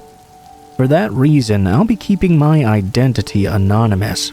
It happened one night when I was on my way home from work. I got off the train at my usual station, and I was walking down the street in the direction of my home. I had my earbuds in and was listening to music. It was just an ordinary night, really. As I was walking, I sensed a presence behind me, so naturally I glanced backward. I guessed that I might have been in someone's way or something. I looked back to see a man on a bicycle. He was wearing a surgical mask, so I couldn't see his face very clearly. He looked very young, though. When I heard his voice, I guessed he was about the same age as me. He called out, something along the lines of, "Hey, when I saw you, I knew I just had to stop and talk to you. You are so my type. Are you free right now?" Realizing this guy was just trying to hit on me, I pretended I couldn't hear anything over my music. I just kept hoping he would leave me alone. "Hey, can you hear me or are you busy? Why is that? Why don't you just give me your contact information?" "I won't even contact you." "Why the hell do you want my number then?" I wondered. I realized this creep was not going to just get the hint, so I decided to go a little stronger. I made a big gesture of turning my head away from him and upped my pace as well. He did freak out a bit, but it only took me another 3 or 4 minutes to get home. I just focused on what I wanted to do when I got in. I told myself soon I would be sitting on my sofa watching a movie behind locked doors. I didn't look back. I just kept walking to get to my place. I had to go along some busier streets and some quieter ones. When I turned off to head down the quieter street, I noticed something suddenly coming up from behind me. I heard some kind of clanking sound. It sounded like metal rubbing against metal. I turned around to see what was coming. I saw amidst the darkness of the night, that guy wearing a surgical mask coming right at me on his bicycle. I thought our brief and horrible exchange was over, but it seemed pretty clear to me he had been following me the entire time. My first thought was a really strange one. Even if I ran home as fast as I could, he would still catch me. It was true, he did have a bike. With that thought came a kind of internal avalanche of fear. I was confused and scared. I wanted nothing more than to be off these dark streets. I remembered there was a coin laundromat nearby that I sometimes used. I figured I could get there and into the light in about 10 seconds. There might be people there too if I was lucky enough to find someone in the laundromat. Then that guy would surely go away. If not, I could lock the door from the inside if I had to, then call the police. I turned around and started running. The metal clanking sound was getting louder. I guess that was probably the sound of the pedals on his worn-out bike. I knew without turning around that meant he must be pedaling faster in pursuit of me. I threw open the door to the laundromat and jumped inside without the creep catching me. Of course, no one was in there. There were no other customers, just my luck. I was having that sort of night. I locked the door behind me. I knew how to lock the door because I'd helped the owner with it before. I headed right to the back of the room. I was shaking with fear and breathing heavily. I grabbed my phone. As I was frantically trying to unlock it, I saw the shadow appear in the front door outside. The guy who was following me had arrived. He dropped his bike to the ground and started trying to open the door. He realized I'd locked it, and this angered him a whole lot. "Hey, open the door. Come on, just open it. Come on, it's not like I'm gonna do anything to you." "I won't do anything, okay? Just give me your number. I won't even contact you, but if you just give it to me, I'll go away." He just kept on saying stuff like that. I remember because he said he wanted my number but wouldn't contact me. Now he was saying to open the door. The way he was double-speaking was really creepy to me. It was like his true intentions were slipping out when he was getting frustrated. I wondered what more would happen to me if he got even more angry. He started pounding on the door with clenched fists and shaking the handle. The entire door was shaking in the frame. The door was primarily made out of glass, so I wasn't sure how much of a beating it could really take. I was absolutely terrified what was going to happen to me if that man managed to get in. I couldn't just stand there cowering and waiting for him to get inside. I yelled at him and told him I'd called the police and they would be here any minute. I told him he was an idiot and he'd better stop right now. He stopped banging on the door and calmly dropped his arms down to his sides. He looked me in the eyes, and I could tell he hated me in that moment. I think I'd really upset his ego by calling him stupid. He then pointed at me and said he was going to kill me. He turned and kept muttering something, but I couldn't hear what he was saying. He picked up his bike and left. I couldn't move for 10 minutes. I had to, though, when an actual customer came to use the laundromat. I unlocked the door with my trembling hands and called the police. I made sure someone stayed with me on the phone until I got home. I got home safely that night. I hated that night at home, though, because that horrible experience happened on a road I regularly used to get home. It led to a lot of fear and negativity during my commutes to work. It really ruined my life. In order to get back to being myself again, I had to move. I had to get away. I couldn't live each day, wondering if I would run into that man again. Thankfully, I never did, but it still scares me to this day, knowing that he could still be out there somewhere.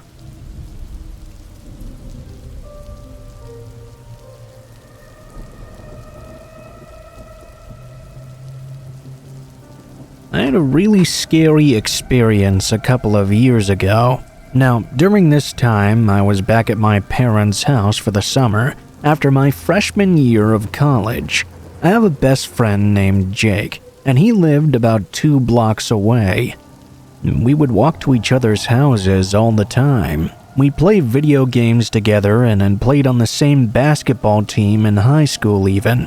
One night that summer, I was at home and in my bedroom. I had recently gotten back from my part-time summer job that I had.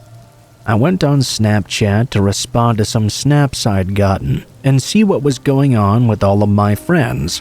I saw that Jake had posted a story. Jake would occasionally post Snapchat stories like most of my friends, but he wasn't known to post often or post anything crazy really. He was a pretty calm and chill guy, so what I saw that he'd posted was really odd and out of character for him. I noticed there were about 10 Snapchat videos from him, a few pictures as well. Each one seemed really random and hard to tell what it even was. Some appeared to be of the ground at nighttime, others of the floor of a house. In a few of them, you could even see other people's feet. You couldn't tell who anybody was though, and I couldn't make out anybody speaking in the videos either. It was just really bizarre and completely unlike him to be posting things like this. I responded and asked him what was going on exactly. Within minutes, he had seen my response. He opened it but didn't reply. The stories had all been posted an hour earlier. I really wanted to know what was going on. I decided to walk over to his house, even though it was like 10 o'clock at night. We were that close of friends. I walked the 10 minutes it took to get to his place, and then knocked on his front door. Jake answered it and asked me what was going on. I told him that I'd seen his weird stuff on Snapchat, and I was wondering if something was wrong with him. He was confused. He told me he didn't post anything. He went on to say that he'd lost his phone earlier that morning and he'd been trying to find it everywhere, but he couldn't find it no matter where he looked. He asked me what had been posted on his account. I went inside and we both went over the stuff that had been posted. I showed it to him. He realized that somebody must have found his phone and taken it. They were now posting to his Snapchat. Based on the videos and pictures themselves, there was really not much to go on. It's not like we were master detectives. We also didn't know why on earth somebody would take his phone and start posting these random things at all. We suddenly remembered the snap map though. Jake had his location turned on. We both figured that whoever had taken the phone would have likely turned it off, but we decided to look anyways just in case. As we checked, we saw the location was actually still on. It showed exactly on the map where his phone was. It was only about 10 minutes ago it had last been used. We compared it to Google Maps and soon found the exact address. To our surprise, it was a house that was only a 10-minute drive from where we were. Jake and I both decided to go to the house together. We left Jake's house and got into his car. Then we followed the directions to get to that address. None of us had been to this area of the neighborhood before. When we got there, we saw it didn't appear to be the best neighborhood. The houses were small and not very nice looking. They all seemed run down and the yards were overgrown. We saw several broken down looking cars. Nevertheless, we parked on the side of the road in front of the house. We both got out and walked up to the front door. We then confirmed that this was in fact where his phone had been. Jake firmly knocked on the front door. After a few seconds, we saw the curtains from the front window open for just a split second. We looked over to see somebody ducking back and shutting the curtains quickly. They clearly did not want to be seen. Jake then shouted from the other side of the door. He said he'd lost his phone earlier in the day, and the location was showing it had to be here. He said the only thing he wanted was his phone back, and they could just throw it out the door to him and we would leave. We got nothing in response. About a minute later, though, we heard a noise coming from behind the house. Somebody was back there and outside now. This was a really bad idea, but we decided to go around back and confront them. We left the front step and walked around the side of the home. We hadn't even made it around to the backyard yet when Jake spoke again. He basically said the same thing that he had said before. All he wanted was his phone returned to him. He was mad that somebody had stolen it, so I guess I can't really blame him. All of a sudden, though, we heard some yelling and the sound of people running. There were men's voices, and they were telling us to get the fuck out of there. I saw for a brief second at least 3 men running full speed at us. Jake and I took off. The guys were a ways back, but approaching quickly. We ran into the front yard and then into the street. The guys were going so fast behind us that we wouldn't be able to make it to Jake's car and get inside on time. Instead, we were forced to run past his car and further down the street. We were both decently fast guys, but the people behind us seemed to be almost as fast as we were. We made it to the end of that street and then ran into the next one over. The guys behind us seemed to stop chasing us at that point. There was a little park, so we ran in there and hid behind some trees. We stopped to catch our breath, and we tried to figure out what to do. We stayed there for maybe 5 minutes, then carefully crept our way back to Jake's car. When we got to his car, we didn't see anybody outside or near the house. After that, we just left. We went back to Jake's, and he said he would just have to buy a new phone, he guessed. At least we had tried to get it back. Looking back at that night, we probably should have not gone to the house by ourselves. It could have been far more dangerous, but we didn't really think about it. The location on Jake's phone was turned off after that incident, so I don't know what happened to it. I do know that Jake ended up getting a new phone.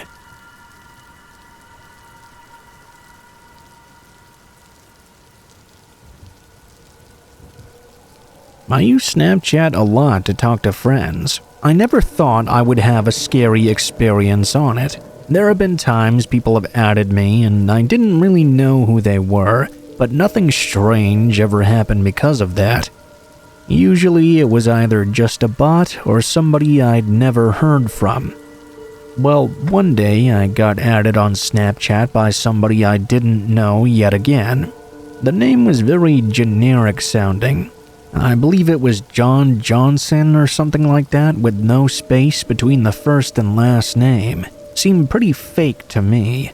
Immediately, this person sent me a picture.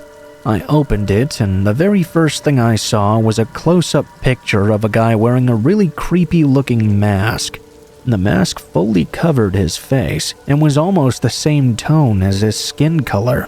It was smiling so you could see all the teeth.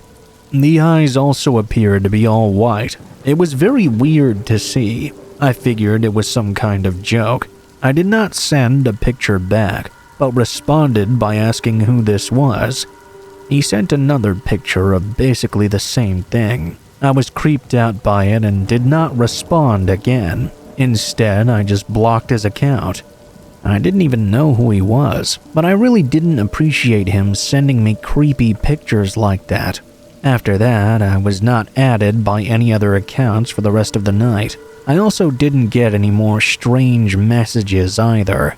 The story does not end there though. I work an office job that's about 15 minutes away from where I live, and right by the city. I'm there in the office every weekday. One day after work, I was leaving.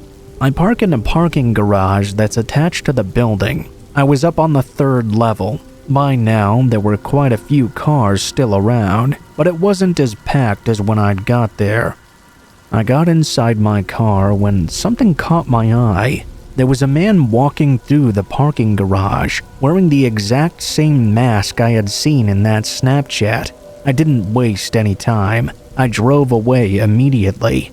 I didn't want to wait to see that guy get into a car and try and follow me or something. The whole way home, I couldn't believe I had seen that. It had to be the exact same guy. Somehow, he knew who I was. He was wearing that exact same creepy mask, too. After that day, I didn't see him again. I did try to report the incident, but nothing came of it, and I still don't know who that guy was to this very day.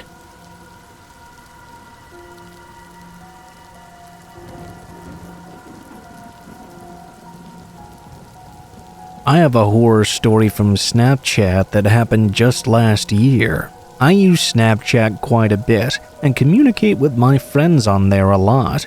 I post stories fairly frequently as well. I've had that account for almost 10 years, and over time I've accumulated a lot of friends on the app. When I post a story, sometimes friends will reply to them and say whatever they will.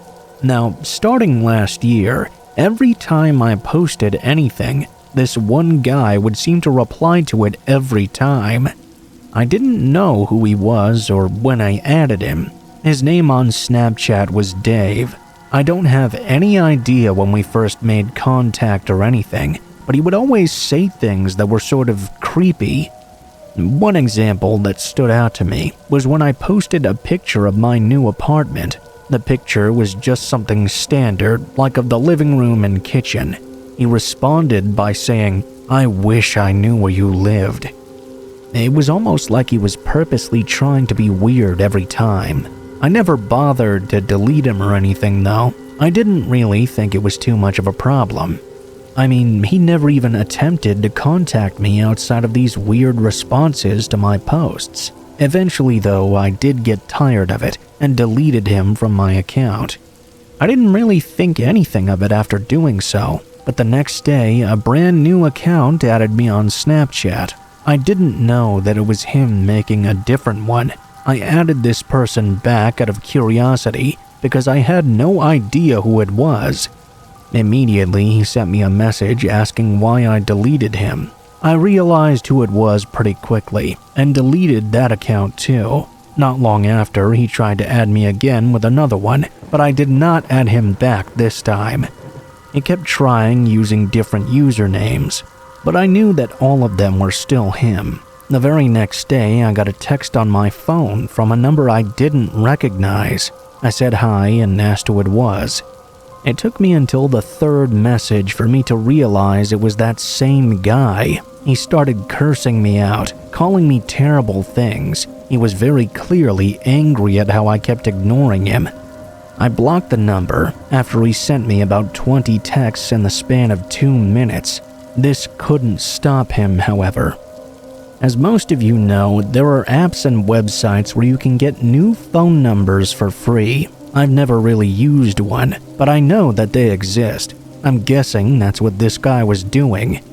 Because every time I'd block a number, I'd get another text a short while later, very clearly still him. Block that number, a short time later a new number would pop up.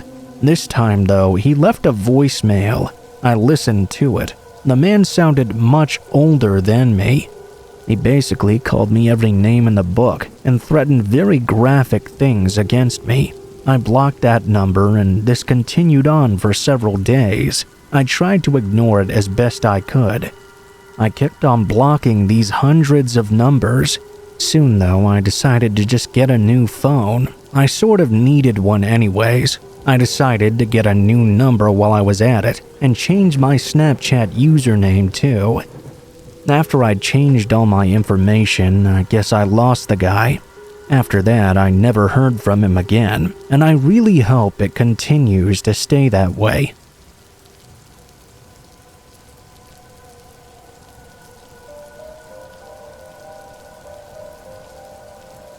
I had just moved into my own place not long after graduating from high school. I went to study in the technical school outside of my hometown. It was the first time I had ever lived by myself, and it was there that something very creepy happened to me.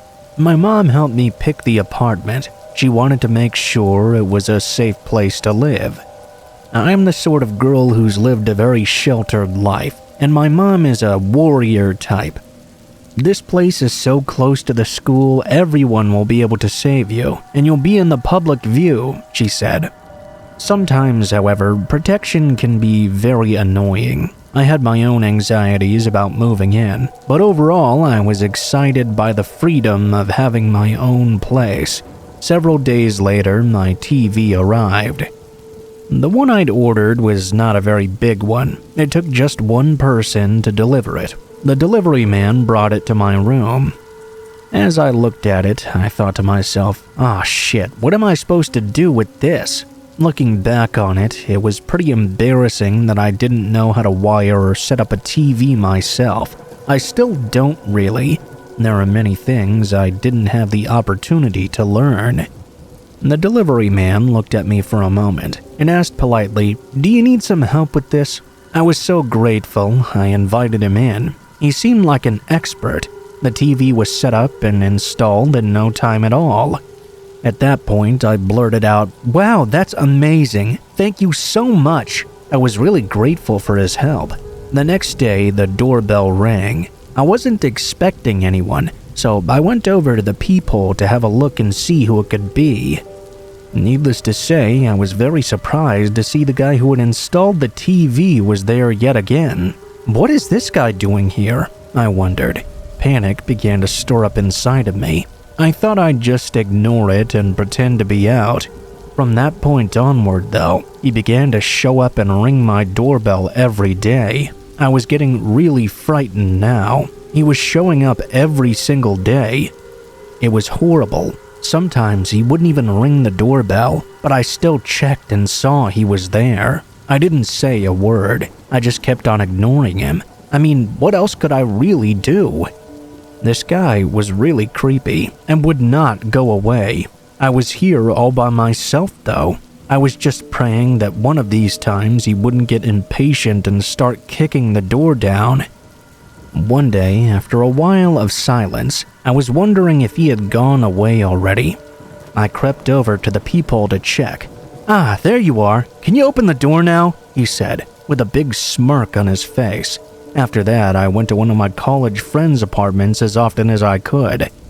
I was pretty sure I was inconveniencing my friend. They kept asking me what was wrong, but I didn't really want to talk about it. I just dodged the question. All of this was due to my meek personality. I wanted to go back to my place, but I also wanted to take my friend with me, just in case. I didn't know how I would react if I went back and that guy was there waiting. When I finally explained what was going on, they told me I was just overreacting. My friend told me that my reaction to him and letting him in to set up my TV might have led him on. Maybe he interpreted my gratitude as affection. I thought that a man like that should know not to bother a young woman living alone, though. Because of what my friend said, though, I didn't really know what to do. After a while, he finally gave up and went away, and I haven't heard from him since. I still get terrified every time I hear the doorbell ring, though. Please be careful if you live alone, especially if you're a woman, and especially if you have a non-confrontational personality like me.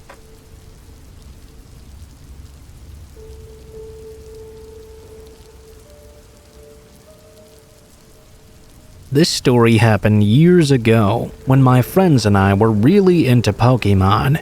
This objectively may not be the scariest story you've ever heard, but to me it's one of the most unnerving things that's ever happened to me. When I think about the implications of what happened, I still can't believe people are this horrible. As I said before, my friends and I really like Pokemon. The cards were cool, but we were fans of the games more so, and we loved to play them competitively. At the time, the game Sun and Moon had just come out. They were being heavily promoted at gaming and Nintendo conferences across the country. A gaming event was coming to our hometown, and the new Sun and Moon games were going to be heavily featured, as well as a rumored competitive battle tournament. Needless to say, we could not miss this event. Let's fast forward a few months. We got our tickets and were excited about this event. We later learned that you needed to qualify for the tournament, though. We hadn't done so we were a bit upset about that. We were still excited about the experience nonetheless. At the very least, we could be spectators for the top-level competitive play, which sounded awesome. We weren't exactly sports guys, so this was kind of like our own version of the Super Bowl. We spent the entire day taking pictures, talking to other Poke fans, and watching battles in the main convention hall. Around 4 in the afternoon, I was confronted by a taller man who looked like an official of the event. He was wearing the same khakis and polo shirts as the staff and had a laminated badge hanging on a lanyard around his neck. He had a very confident and professional tone. He leaned in and spoke to me. "Hey there, friend. I can't help but notice you and your friends there look like superfans. Is that correct?" "Of course," I answered with an energetic response. Being at these types of events with other people who share your interests always pumps you up and you feel real energetic. He laughed and we made some small talk for a while. One thing led to another, and then the man said this. "Well, the reason I approached your little group today is for an unbelievable offer. You see, I work for Nintendo and we're planning on unveiling a new battle mechanic in the next Pokémon game. We need some folks to test the mechanics. Would you and your friends be interested?" I didn't even respond to the man. I just bowed my head and shook his hand. I was so excited I couldn't even think of the words to say. One of my friends who was standing there started to jump up and down like he'd just won the lottery. The man laughed a bit. Okay. You guys have to keep this quiet though, since obviously we haven't announced the new game yet.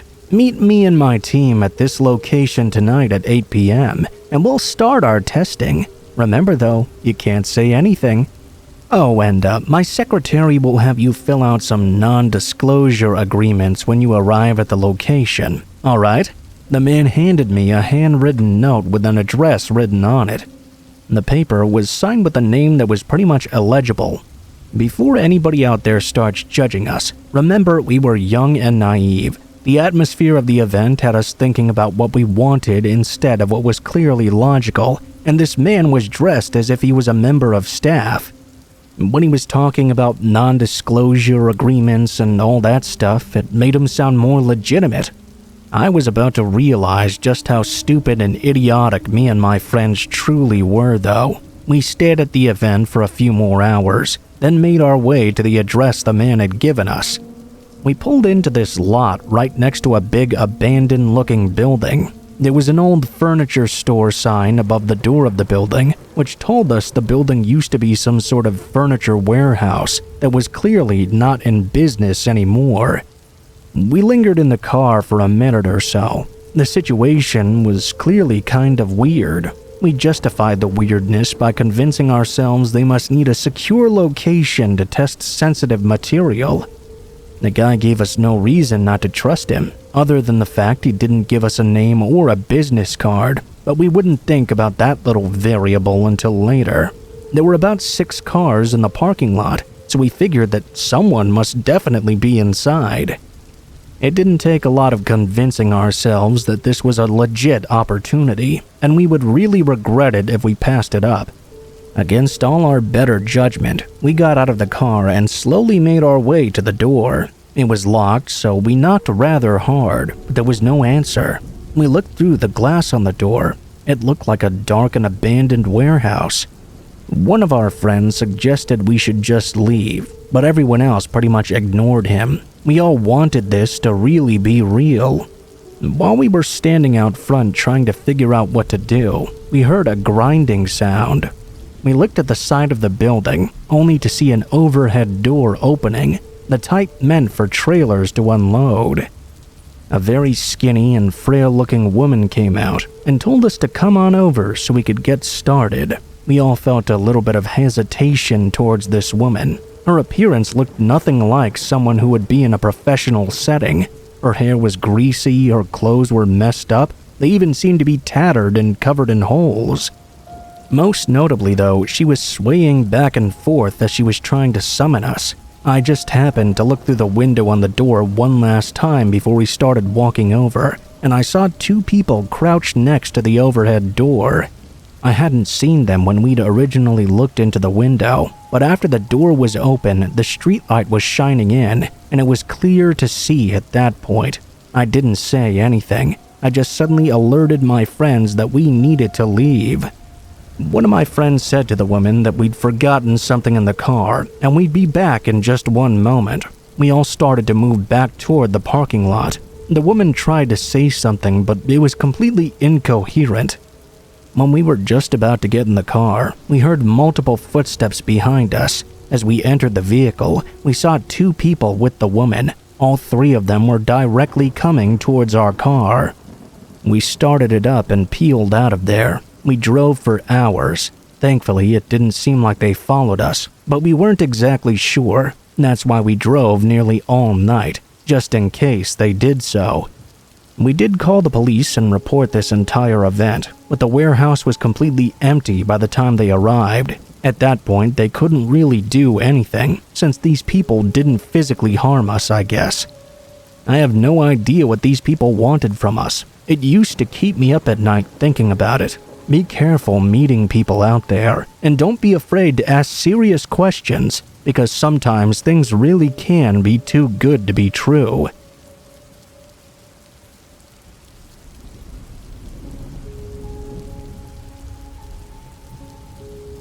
I think my love for collecting cards stems back from my early childhood, when my dad and I used to open packs together. I remember specifically going around and grabbing Pokemon cards and Beanie Babies when I was a kid. Usually, if I did good on a test or got a good report card, I could get a pack of cards or something that my dad and I would look at together. Now fast forward about 20 years. I still collect the cards and enjoy opening them with my friends and family. I learned pretty early on in collecting that I couldn't keep everything, so I sold off most of my collection and only really keep items of value that I have the space for or that have some sentimental value to me. The pandemic surge really made me wish I held on to some of those items longer though.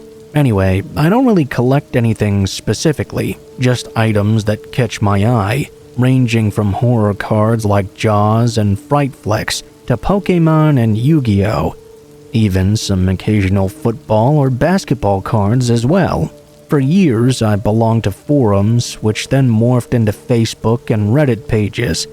On these sites, you meet tons of people who like to share their collections, trade, and even sell cards to each other. I made a few acquaintances and even a couple of friends over the years through these different forms of media, but one experience I had always sticks out more than the others.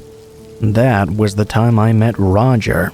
Roger was someone I met online, who also had an interest in error cards. You know, something is off-center or perhaps misprinted during the manufacturing process.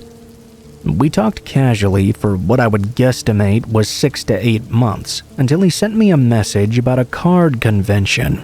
The message stuck out to me because I remember him saying, "Hey, I saw this collectible card convention and card show that wasn't far from where you are.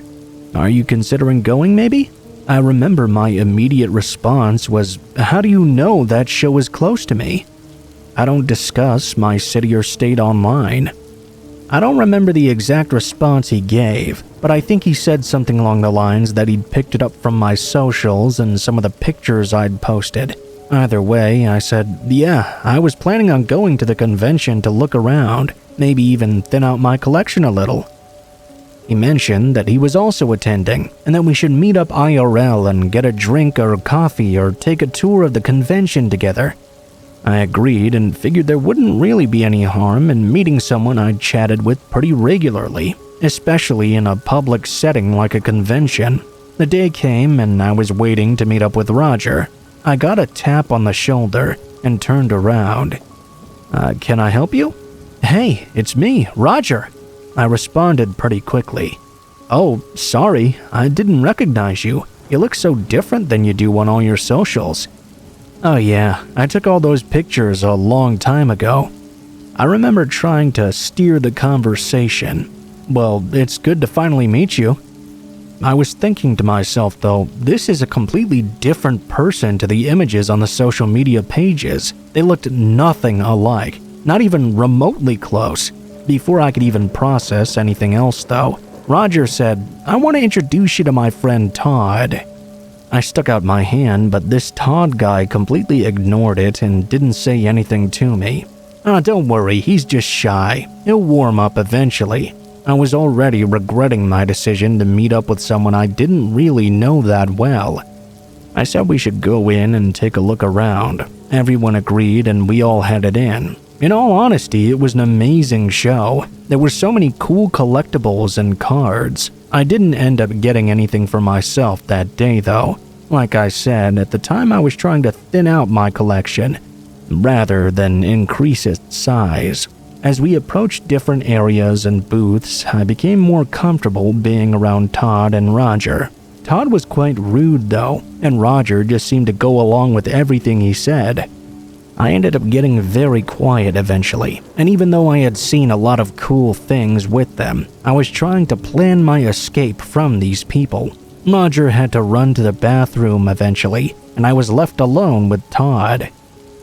Well, I think I'm gonna head out when Roger gets back. I have some stuff to take care of when I get home. For the very first time that day, Todd turned and looked at me. He spoke in a very firm voice.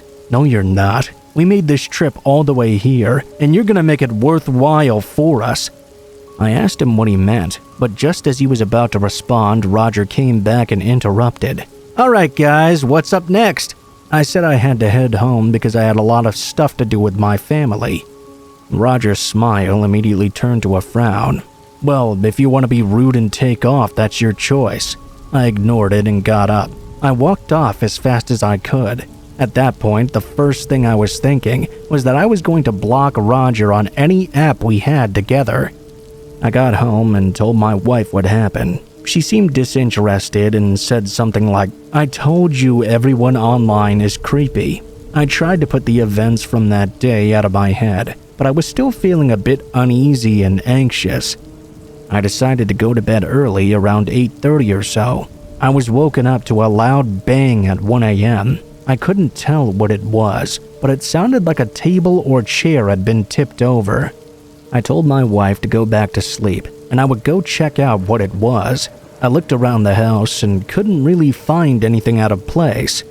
I went down to the basement though, and what I saw still gives me a sinking feeling in the pit of my stomach whenever I think about it. I saw Todd from earlier, grabbing storage totes and carrying them up my storm doors. If you don't know what those are, they're like the Wizard of Oz basement doors that lead to your backyard directly from your basement. I screamed. "What the hell is going on here?" Todd dropped the totes and flew up the stairs. I tried to follow, but by the time I got up, he had run past the fence that had been open and jumped into a black van. It then sped off. I think it took a good 10 to 15 minutes for everything to sink in and for my adrenaline to lower. I went inside and told my wife, and we called the police immediately. I told them everything about Roger and Todd, from my conversations over several months with Roger, all the way up to meeting them that day. The police said they most likely gained information on some items in my collection and scheduled the meetup to try and tell me and find out where those items were located. It made sense, honestly. I don't have any other idea how Roger would have found out where I lived. That's assuming Roger was actually involved, which I told the police that he would have had to have been. Nothing ever really came from the investigation though, and unfortunately I didn't have enough info for the police to do anything about it. They hadn't managed to actually steal very much, and honestly it was of little value what they did take, so I didn't really care. I was just glad my family and I were okay. I still open up cards every now and again with my wife, but if I do buy or sell, I do it through eBay or other selling sites now, and I always make sure to use my P.O. box as an address instead. I haven't been to any convention or card shows since this incident, and if I'm being honest, I don't see myself doing so at any point in the near future.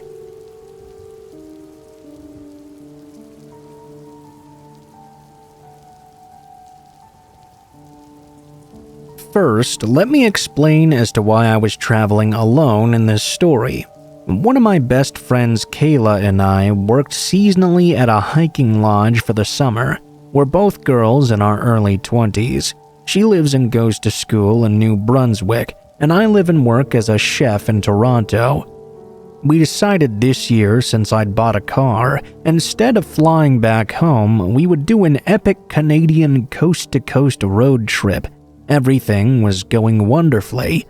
So wonderfully, in fact, that we ended up staying a bit longer in a few unexpected places and had to cut our East Coast portion of the trip short. Now, my friend Kayla started her schooling on November 1st. I dropped her off at home in New Brunswick on Halloween and stayed the night at her place, planning to head back to Toronto the next day. After a few glasses of Chardonnay and some laughs, I decided I could not come this close to the East Coast and not see the Cabot Trail in Nova Scotia. Knowing I still had a week more of vacation before my winter contract, I hastily booked a hostel for the next day, November 1st at the Acolyte Hostel on Cabot Trail.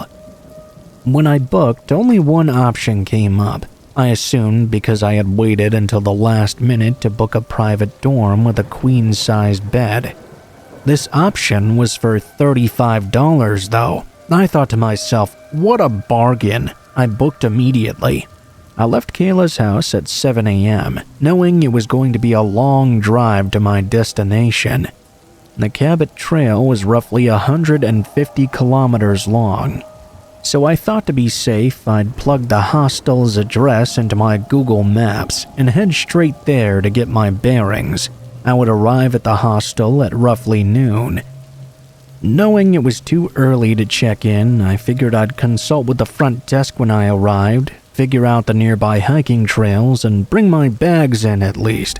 I was about to arrive at my hostel, at least according to Google Maps. All around me, though, was nothing but farmland. Google instructed me that my destination was on my left, but I saw nothing at all. About 50 yards up the road, I saw a wire bar bent to look like the letter A, spray-painted bright red. I was staying at the Acolyte Hostel, so I guess that must be the place. I followed the dirt road, and it led me as to what I can only describe as a dilapidated barn. There was no signage at all. There were 2 cars parked out front, so I parked alongside and got out of my car to try and figure out where I was. Once I got out, a smallish man in his mid-40s with dark hair and very intense eyes popped out of the barn right away and asked me if I was staying with them tonight. I said yes, and he asked why I'd booked so last minute. I explained my situation to him, and seemingly satisfied with my answer, he insisted on taking me on the grand tour of the barn. The first thing I noticed was that the entirety of the barn had been dug out around its foundation, about 5 feet deep or so. He led me across some particle board that was laid down as a sort of ramp leading inside. The second thing I noticed about this property was that there were no windows at all. This was clearly a barn meant for livestock. The gentleman leading me on this tour was named Kevin. He proceeded to tell me his grand plans for this space. It all seemed really far-fetched. All I could see was an old barn with particle boards separating most of the rooms. He led me up some skeleton stairs made of plywood and random 2x4s to the cabin loft where I would be sleeping that night, along with his family, the mother of his 5-year-old son, his son, and Kevin's own mother, who insisted I call her mom as well. The upstairs was certainly an open concept. A frail curtain was all that separated the beds. To the side was a large open area in the middle. I asked if I was his only occupant that night, and he said yes. I had a feeling he didn't often get many stayers. I told him I was interested in the hikes in the area and wanted to go to them before it got dark. He gave me a very detailed instruction of his favorite trails and how to get to them. Off I went. I figured the place was certainly not ideal. I wish the website would have let me know it was still being built. But hey, I booked it last minute and beggars can't really be choosers. Plus, the man was very friendly and helpful with hiking advice. I hiked the area until it started getting dark. I didn't pack enough food for the day, but I figured I'd be heading into town for dinner anyway. The nearest town was clearly a booming tourist destination during the summer, but now in the off-season it was basically a ghost town. It was such a ghost town, even the liquor store was closed for the off-season. Finally, I found a dark and dingy empty bar to eat dinner. It was, to phrase it lightly, disappointing. I had this super romantic image in my head of me sitting there on the harbor front, sipping on bubbly, slurping back some ocean-fresh oysters. That was not what I got, needless to say. Being exhausted, I figured I should just head back up to the hostel and read my book. I got back around 8 p.m. I could smell the family that lived there was in the midst of cooking dinner. A boy ran down the wood steps to greet me. He yelled, as little boys always do, "My name's JP. What's yours?" "Nice to meet you, JP. My name is Alex." He asked me if I wanted to come play. I said definitely. Just let me put my bags down in my room first. He followed me through the translucent curtains to my room. Instead of getting settled in, I headed straight out to the main area. I started throwing a foam ball around with JP. His mother, father, and grandmother all just sat down to eat, staring at us right in front of them without saying anything. At some point, the mother and father started what seemed like a random argument, which turned into them full-blown screaming at each other. Completely weirded out, I told JP I needed to go to my room and call my mom, as she was surely wondering where I was. Of course, the boy didn't understand proper boundaries yet, and followed me through my curtains. He sat on my bed as well. I tried taking his attention away from his family's fierce fighting, so I started asking him where he went to school, what his favorite color was. His mother started calling for him. He didn't answer, and instead chose to sit on my lap and hug me. Not wanting to cause any problems, I yelled to the mother that he was in my room. She ran in and snatched him, then yelled to the father, "I know what you're like when you get this angry. I'm taking JP, so don't follow us." I heard her book it down the stairs, and him running after her. I heard a car start up in the lot, and not just drive away, but peel out of the driveway. I heard the man cursing, the door slamming, and the sound of the excavator I had seen outside earlier that day coming on. I guess he wanted to do some handiwork to let off some steam. Now I was just left upstairs. I walked out of my not-so-private curtain room with my bag and said, "Listen, you guys have been great hosts and all, but I think I should really get going." The grandma started grabbing my arm and telling me to stay. I was about ready to tell her to screw off and just leave, until I realized she still had the knife in her hand from cooking dinner. I went along with what she was saying while she rubbed my arm with one hand and flailed the knife around with the other. I inched closer and closer downstairs and toward the door. She kept rubbing my arm and shoulders with her free hand, telling me to stay and that her grandson was real special.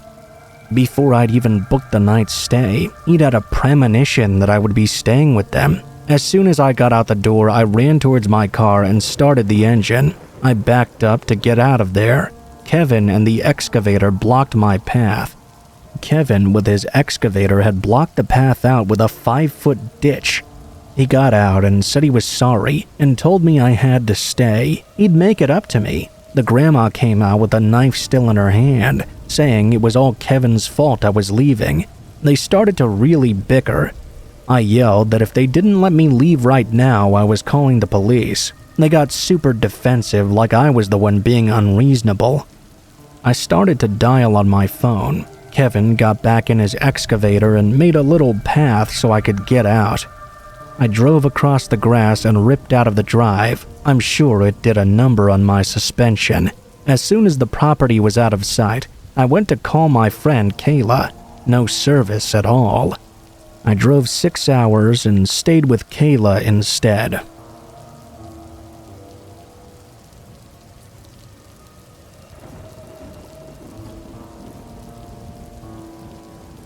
My husband and I, on paper, look like two people that would never be together. He's got wild, long hair, covered in tattoos with a long beard, and plays guitar in a local rock band. I, on the other hand, am a nurse with no tattoos, no piercings, and I don't enjoy rock music at all. But love is quite funny that way, and you can't help who you fall for. That defines our relationship perfectly. Every year, a tattoo convention comes through our town, and since we started dating, he's been asking me to go every time. I've always been able to get out of it every year, but the last year I couldn't really find an excuse. I finally decided to just go to the convention with him. Right away, this place was completely not my scene. It was loud, and the people there were, let's just say, aggressive. He was in his full glory, though, and ended up seeing one of his oldest friends that he had lost touch with. It turns out the guy had become a tattoo artist in another state, and just so happened to have a booth at this convention. Long story short, he agreed to tattoo my husband for free. My husband wanted to show it off later at the evening in the tattoo competition that they held every year. Well, I wasn't just gonna sit at the booth for 4 hours while my husband was getting his new tattoo done. I decided to just walk around and pretend like I belonged here. I'm not even gonna lie though, I really had no idea what was going on at all. I did end up meeting some really cool people though, and seeing some awesome tattoos. The artist I liked handed me cards and I put them in my bag so I could show my husband later how amazing some of these artists were. At some point during the night, I was starting to get a bit warm, so I went outside to get some air.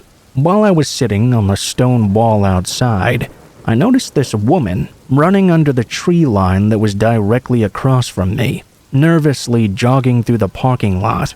I watched this woman because she looked really freaked out, and I was genuinely worried for her safety. A minute later, she was already gone. Nobody ever came out of the forest behind her or anything, so I assume maybe the woman was just partying extra hard, if you know what I mean. After a few minutes, I went back into the venue and checked on my husband, who was about 50% done with his tattoo. I sat around for a while, then started to walk around the scene again. As I walked around the convention, I noticed this side door that was open. It led to a dark hallway, it seemed. As I got closer, I noticed something a little further down it.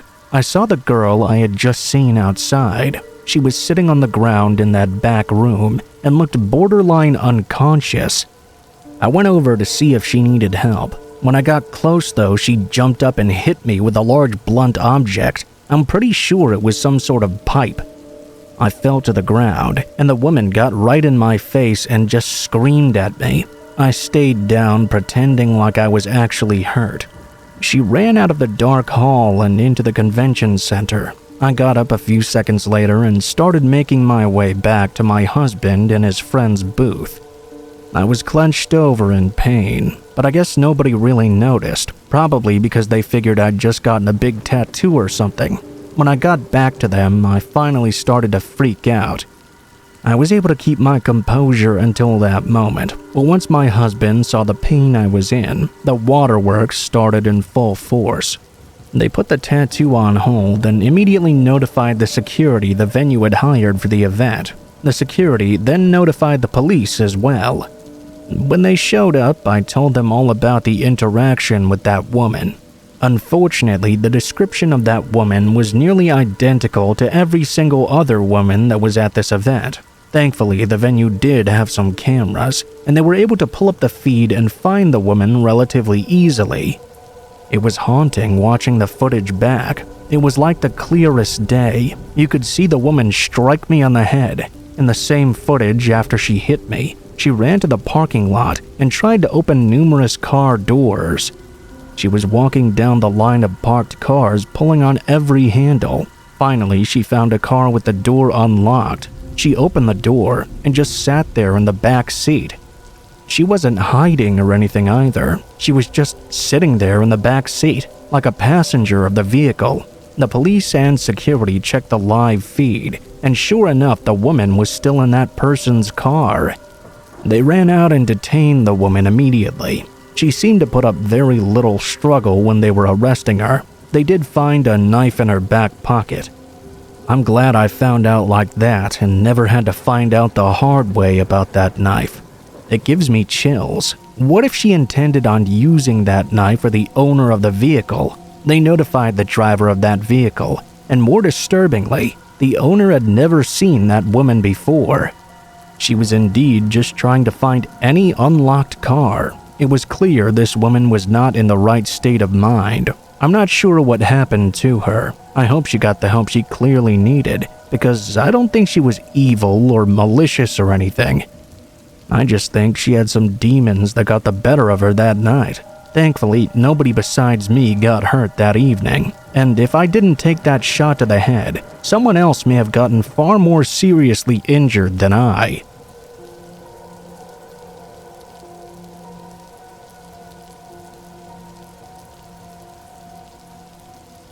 This may sound weird, but I met my eventual husband on Xbox Live on the Xbox 360. We started playing Halo together after just randomly being on a team one time. That formed into a friendship, which eventually led to a romance that led to marriage. I know for a lot of people that's crazy, and life usually isn't that fair, but I guess I'm really lucky. He was exactly the man I thought he was, and not some serial killer or catfish or something. We actually had a Halo-themed wedding as well. Every year we traveled down to the city to attend a massive video game convention.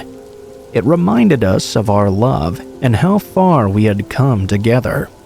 The conventions weren't just Xbox or Microsoft related. Having Halo present was definitely a plus for us though.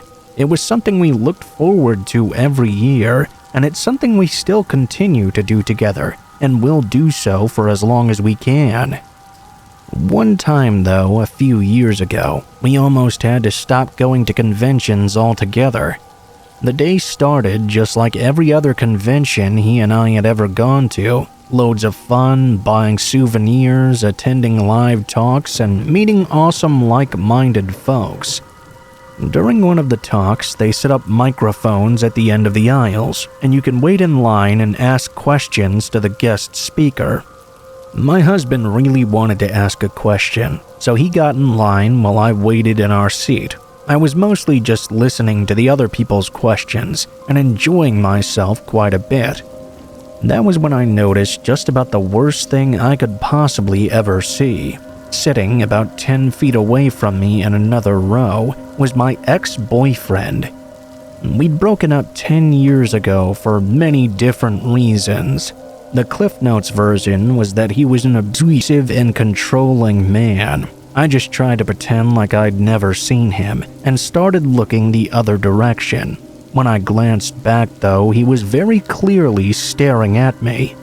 I could feel his eyes penetrating me. It was the most uncomfortable feeling I had ever felt. I was scared to get up and leave the convention hall because I thought he might try to follow me. I also didn't want to say or do anything because I didn't want to bring unwanted attention to the situation.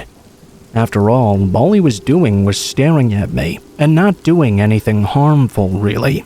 I guess it took about 15 minutes for my husband to get to the front of the line, but when he finally did, I recorded his question. After that little interaction, he came back to his seat, but he could tell something was off with me. He didn't know what, and I didn't want to tell him about my ex because I thought it might make him uncomfortable. We eventually left the talk and started doing other activities around the convention. I noticed though that every few minutes, I would now see my ex wandering around somewhere near us. It was making me grow increasingly uneasy. Finally, my husband asked what was going on because it got to the point where I was giving him one-word answers and was more focused on keeping an eye on my ex than I was in the actual conversation. I decided to tell him everything and pointed out where he was hiding. I basically told him how horrible of a man that guy was, and most likely still is, since it seemed he was now trying to follow me. I forget how amazing my husband is sometimes, honestly. I thought it would make him uncomfortable, but instead he completely understood and asked if I wanted to leave early. I didn't, but at the same time I wanted to just get away from that man. We decided to just leave. As we were walking to the car, my head almost felt like a bobblehead. I was looking all around, trying to keep an eye on him. That's when I realized I hadn't seen him in over 15 minutes, and I felt my first wave of relief in the last few hours. We got in the car and started the somewhat long drive home on the highway. There was a lot of traffic, but once we got off of it, there was no traffic at all, except for one car following us. Now, ordinarily, this wouldn't really be an issue, but the car following us was following very closely. They had their high beams on the entire time, too. We tried to remain calm, thinking perhaps it was just some coincidence, but he wouldn't try to pass us at all, and if we sped up, so did he. I was convinced this tailgater was my ex. My husband tried to comfort me by telling me not to jump to conclusions. Surely it could have been anyone. We didn't want to head right home and have this car follow us there, though, so we decided to pull into the lot of a 24-hour gas station. It was about a mile away from our home. As we turned in, they did as well. We parked and they stopped right behind us, making it impossible to back out of the spot even if we wanted to. We were trying to look into the windows of the vehicle, but the windows were too tinted and we couldn't make out the driver. I pulled out my phone and finally called the police, something I should have done a while ago. A minute or two later, the vehicle drove off, thankfully in the opposite direction of our home. About 10 minutes later, the police arrived and we described the vehicle. I told them about my ex. They didn't seem too concerned though. Basically, just told me I couldn't accuse him without any concrete proof, even though deep down I knew it was him. That night, I didn't sleep at all. I got 3 phone calls from a restricted number in the middle of the night. Every vehicle light that drove by our house that night made me grip the sheets in fear. Luckily, the lights always passed by without further incident. I know he doesn't know where I live, but it's an irrational fear of mine. I know this story is perhaps more creepy than outright terrifying, but just put yourself in our shoes. We were terrified for our lives. If it truly was my ex tailgating us, I'm happy we were able to get away and that I'm able to write this story at all.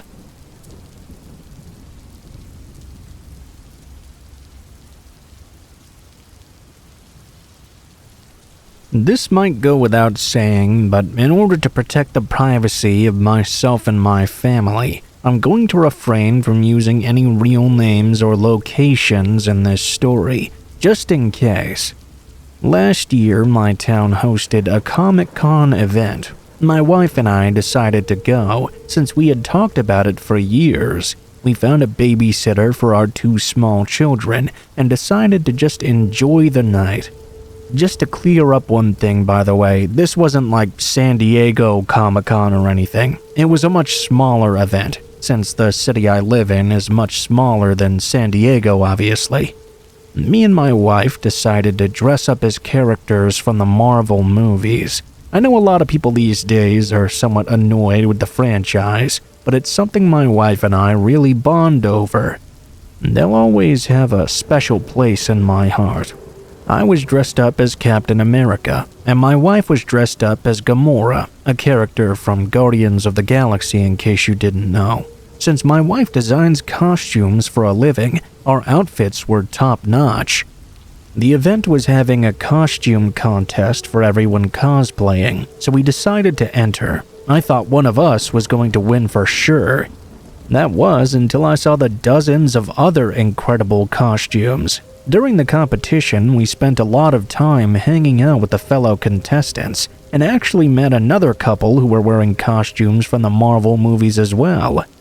In no time at all, we were being our dorky selves, and I was making everyone laugh. My wife ended up finishing second in the competition to one of the most amazing and ridiculous Sephiroth costumes I'd ever seen. Even though the rest of us lost, we all had our fun, and the 4 of us continued to hang out for the majority of the evening. As the night progressed, I noticed the man of the couple was starting to act a little bit weird. I mentioned it once to my wife, who told me it was just my imagination and that I needed to stop worrying so much since I tend to worry quite a lot. I agreed and went back to trying to have a good time. When my wife mentioned to them that we were thinking about leaving soon, they both got really upset and insisted that we hang out for a while longer. My wife told them we had 2 small children at home and that we needed to get ready to leave right now. I remember getting visibly annoyed with the man because he kept saying the kids would be fine for just a while longer and to all grab a drink together. Clearly, this man did not have small children or any children of his own. At this point in the evening, I just wanted to get home. My wife, being the smooth-talking diplomat that she was able to communicate to these two that we had to leave right now, and it was not something personal. We were having a really great time. Good thing for her, because I would have probably handled their pushy behavior in a much more toxic way. Finally, we left and made our drive home. The weird and uncomfortable final minutes with those two didn't cast a bad shadow over the entire convention. We had an awesome time, had fun pictures and videos, and most importantly, we made some awesome memories together. We got home, paid the babysitter, and put the kids to bed, since they were still awake and waiting for us when we got back.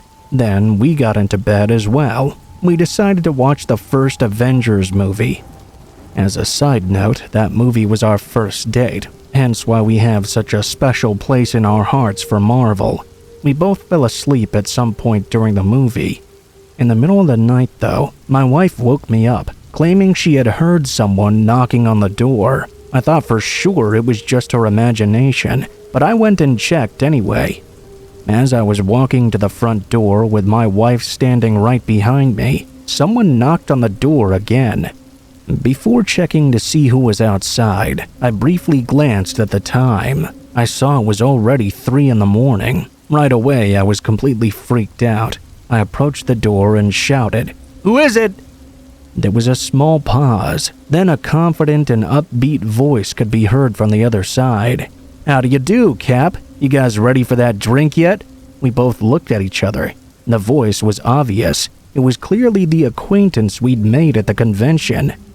I opened the front door, but not the glass door in front of it, which was still locked. As soon as I opened the front door, he tried to grab at the glass door. Thankfully, as I said before, it was locked. He took a step back quickly and asked if we were ready to hang out. I was firm and angry and told them in so many words to get the hell off our property. If I ever saw them again, I would call the cops immediately.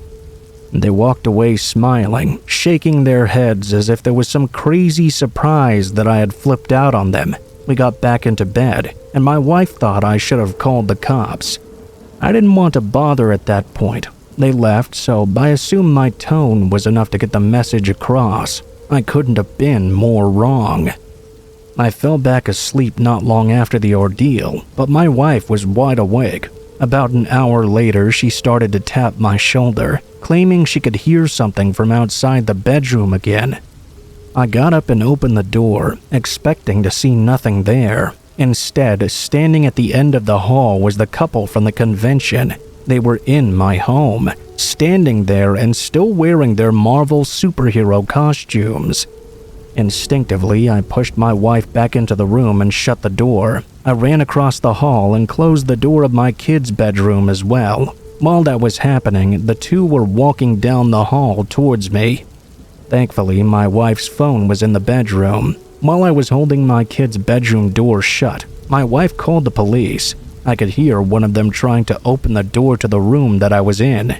The other was trying to open the other bedroom door my wife was in.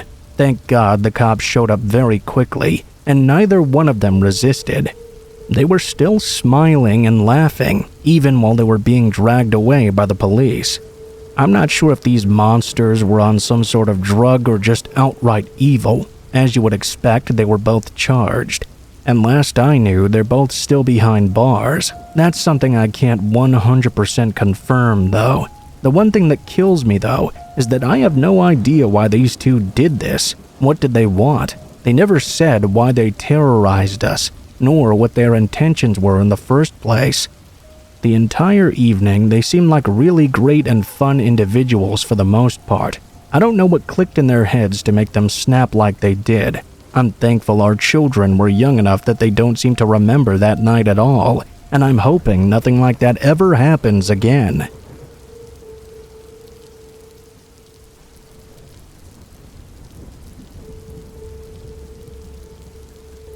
A couple years ago, one of my closest friends relocated cross-country with his long-term girlfriend to take a job he couldn't refuse. Only issue he had was that he didn't want to fly his dogs out with him when they made the move. They'd be staying in a hotel for the first month of their stay. He was also a bit hesitant to fly them out for health concerns for both pets. By the time he'd located a home to rent, he was really missing them though, and made a request of his sister, another close friend, and myself to drive them to him in LA. We're all Chicago folks, so the trip would be quite a long one. With the three of us to foot the nearly 30-hour drive though, surely it would be a piece of cake. We left early and drove long hours. Along the way, it was decided between my friend and I that we'd foot the majority of the drive ourselves, and if we needed to, we would let the friend's sister do some driving as well. We were on a bit of a time crunch due to a snafu with the rental agreement, so we didn't have the luxury to stop very often. Past an 8-hour stay in Denver, the rest of the journey itself was relatively smooth, barring getting pulled over right before entering Utah for driving 2 miles in the left lane of an empty highway. From that point, we made it through Utah, Arizona, and Nevada without any further trouble. That is, until we entered California. We were in need of gas, and I had been driving for the majority of the first day. I tagged my buddy in after being pulled over, and I remained in the shotgun seat as navigator, searching through the GPS for a fuel stop. I found a sign pointing to Yermo Ghost Town, which had a mobile gas station. How wonderful. It was convenient, and it was located almost directly off the interstate. We rolled in on a little more than fumes. When we approached the pumps, normally we would let the dogs out at every rest stop, but having stopped not long before and with both dogs sleeping snugly in the back seat, I decided to pump gas without anyone else leaving the vehicle. My buddy pulled up on the opposite side of a beat-up green sedan, where a short, plump gentleman had just turned in to approach the shop. I noticed a few other hoopties at the pumps, all unoccupied. There were a couple of cars parked up near the station, most likely belonging to the employees. Nothing seemed out of the ordinary. That is, until I swiped my credit card, and the pump rejected my swipe attempt. I chalked it up to a misread, so I swiped again. The pump now read, "Please see the attendant." I was quite annoyed, but we really needed the gas. I tapped on the window and told my buddy what I was doing. I asked if anybody needed anything. After taking their orders for Gatorade and Marlboro Reds, I walked up to the store. I made a mental note of how strange this gas station was. It was eerily quiet, especially for one just off the interstate. That was no matter really. As I walked through the gas station though, there was more weirdness. The first thing I noticed in the store was that there were boxes of chips just left on the floor, like someone was in the middle of restocking the shelves and then just quit. As I veered to my right, I noticed that there was no one else walking around in this place either. With the 6 cars beside my own out there, I felt like I would see somebody at least. Things got even weirder when I realized there was nobody behind the counter. No customers, no workers. Then it dawned on me. Well, what happened to the gentleman who was just leaving the pump adjacent to mine? Surely they can't all be in the bathroom. I began to have the gnawing sensation in my stomach that something was not right. I've always been a person who felt like I could trust my instincts, and those instincts were screaming at me to get the hell out of here. I wanted to run, but I thought I would look suspicious booking it out of the station that was empty, so I decided to play it cool and natural. Don't let your body language let on how badly you're freaking out in your head. I was probably only inside that station for a couple of minutes. I left, but I stopped just before exiting to listen in for anything. A flushing toilet even would have been a good sound, but there was no noise at all. As I exited the shop and saw my car, I began to feel a dread. It's like that moment in a movie where the hero is about to make it to the end of their trial, but the celebratory fanfare disappears, and in that silence something comes and strikes them down. I was about 25 yards from the car when I noticed a gentleman coming from around the side of the shop opposite of me. This was not the same man I'd seen earlier. He was quite large and had a peculiar look on his face. The best way I can describe it was like a crazy Nick Cage smile. I continued walking towards my car. When I turned back to look at him, he was now walking towards me fast and with purpose. At this point, I hopped my way back to the car with an increased urgency in my step. Of course, my friend had the door locked. There was also the 95-pound golden retriever sitting in my seat. Apparently, my travel companions had not noticed how terrified I was, nor the creepy man directly beelining in our direction. I punched the window and told him to unlock the door right now. He only halfway rolled down the window to tell me the dog was in my seat. They were afraid she would jump out when I opened the door. I reached my hand in and threw the dog towards the back seat as hard as I could. My friends were just now realizing how scared I was. He started the car and drove off quickly. I took one last look back and saw the man had stopped about a pump away from where we were, still with that same eerie look on his face. We found another gas station further down the road, this time with a ton of people inside and out. After thoroughly being creeped out and pumping the gas, we made our way back to the interstate, which meant passing that gas station again. It had been about 30 minutes since we'd pulled out initially. We went silent as we noticed those very same cars were sitting in the same spots before we had left them. After freaking out for a few minutes, I received a phone call from my credit card company about a $100 charge at a mobile station. The lady on the phone was really helpful in fixing the situation for me and was entirely creeped out by the situation as we were in the end. We made it to LA just fine and had a great vacation there. It still bothers me though. What the hell was going on at that little gas station off the highway? What was with that smiling man?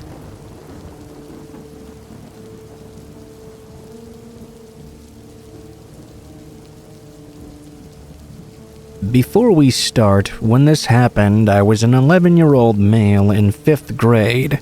For some background, my bus stop is right across the street from my house, and also a few streets away from the tennis club, of which I am a member.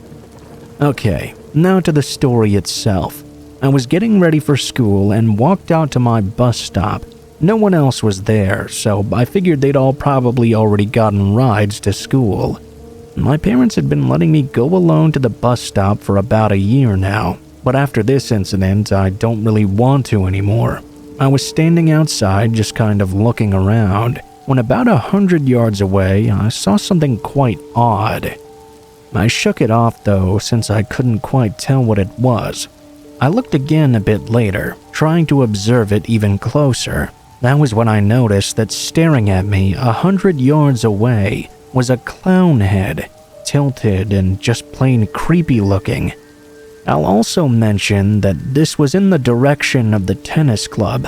I ran back to my house right away, and when I say ran, I mean I could have won a gold medal in the Olympics with how fast I was running. I ran to my mom, panting and crying. When I reached the front porch, I could see that whoever that was had run off towards the tennis club.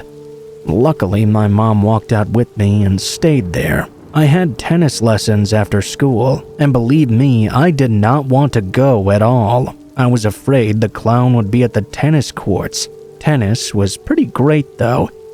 I had almost forgotten about the incident earlier, except when leaving the club, I saw that very same clown hiding at the edge of the woods, next to the outdoor tennis courts. I didn't tell my mom at the time. I figured she wouldn't really believe me. I mean, who would? Fast forward 2 weeks. My mom was taking a walk while I was home alone. When I happened to peek outside because I had a weird feeling, I saw a clown walking up and down my street. He was walking the length of my house and side yard over and over and looked like he was planning something. I shook it off even though I was honestly really scared.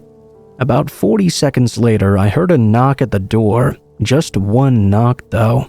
I saw the clown walk back out onto the road. He then walked up the hill and disappeared out of sight. I called my mom and told her about everything. In just 5 minutes, she was already home, and I was screaming and crying. I was very happy when she arrived, but I was still very scared as well. I told everyone, my principal, even the school officer got involved, but they found nothing. Later that night, after the knock on the door, I told my dad as well.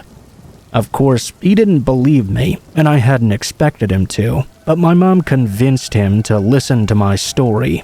I've never stayed home alone since, and I'm still very scared of that mystery clown.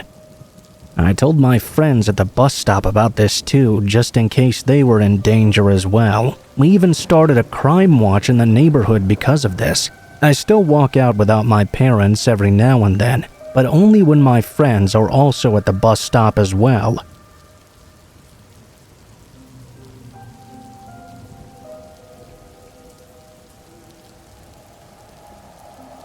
Back in 2013, I had one particular friend I used to hang out with every day.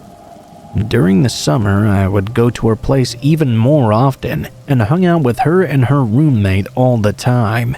It was a hot summer's day, and I was walking to my friend's place. I remember I was feeling a bit angry for whatever reason. While walking, I noticed a silver car passing me by. I glanced over out of curiosity and saw an older man in his 60s, seemingly checking me out. Needless to say, I was furious. I turned my head back around to focus on where I was walking and tried my best to ignore this man. I turned the corner, and out of habit, I looked back behind me. I saw the silver car's reverse lights. I remember thinking that he was probably coming back to confront me, but I didn't really care. I continued walking without a single worry in the world. Because of my paranoia though, I peeked over my shoulder every so often and saw that the man was driving behind me very, very slowly, occasionally parking to the side of the road to get some distance and not raise any suspicions. Again, I didn't really know what to think of this. I actually kind of chuckled a bit to myself. What is this old guy thinking? Is he trying to scare me? I continued on my walk and turned my cell phone camera on, activating the front camera. I tried to act dumb and pretend I had no idea he was following me, but I had my eyes on him. I kept walking, using my front-looking camera to look behind me. He was following me slowly, parking to the side of the road over and over again. I was now close by my friend's house, though. I thought of leading him there, then calling her to come down with her 3 massive dogs and scare him away. I thought it might not be such a good idea to lead a possibly deranged man to my friend's house though, so I thought of calling the cops instead. I wasn't sure what street I was on though, nor did I want to give this creep more time to decide what to do. Whatever sick things he had planned in his mind. The police were going to take a while to get there. I casually looked behind me once more, pretending I was just checking my surroundings and that I had not noticed him following me. When I took another look at the car, though, I noticed there were now 2 men inside. The older man and another man who looked to be in his mid to late 40s. I was now infuriated. I had many thoughts running through my mind. Should I call my friend and tell her to meet me with the dogs? Should I call the cops? None of this appealed to me. I was too angry. I wanted to let them know I was onto them. In a split-second decision, I took off the backpack I was carrying. I grabbed my hairspray out and turned around. I marched toward the car as angry as ever. For some reason, I thought I could hurt them with my hairspray. When they saw my angry face speed walking towards their car while looking straight into their eyes, they must have been caught supremely off guard. They actually had a shocked and scared expression on their faces. Their car shot into full-speed reverse and drove down into a side street. I had no time to take down their license plate. I went to my friend's house and called the police shortly after. After I was done explaining everything to my friend of what had happened, an officer came and asked me more questions about the man. They also asked about the make and year of his car. Unfortunately, I didn't know much about any of that. All I'd noticed was the color. The cop told me they would patrol the area and let me know if anything ever came up. Unfortunately, nothing ever did. I never saw that piece of crap again. At the time, I kind of wished I did, because I would have loved to beat his head into a pulp, or at least take down their license plate number.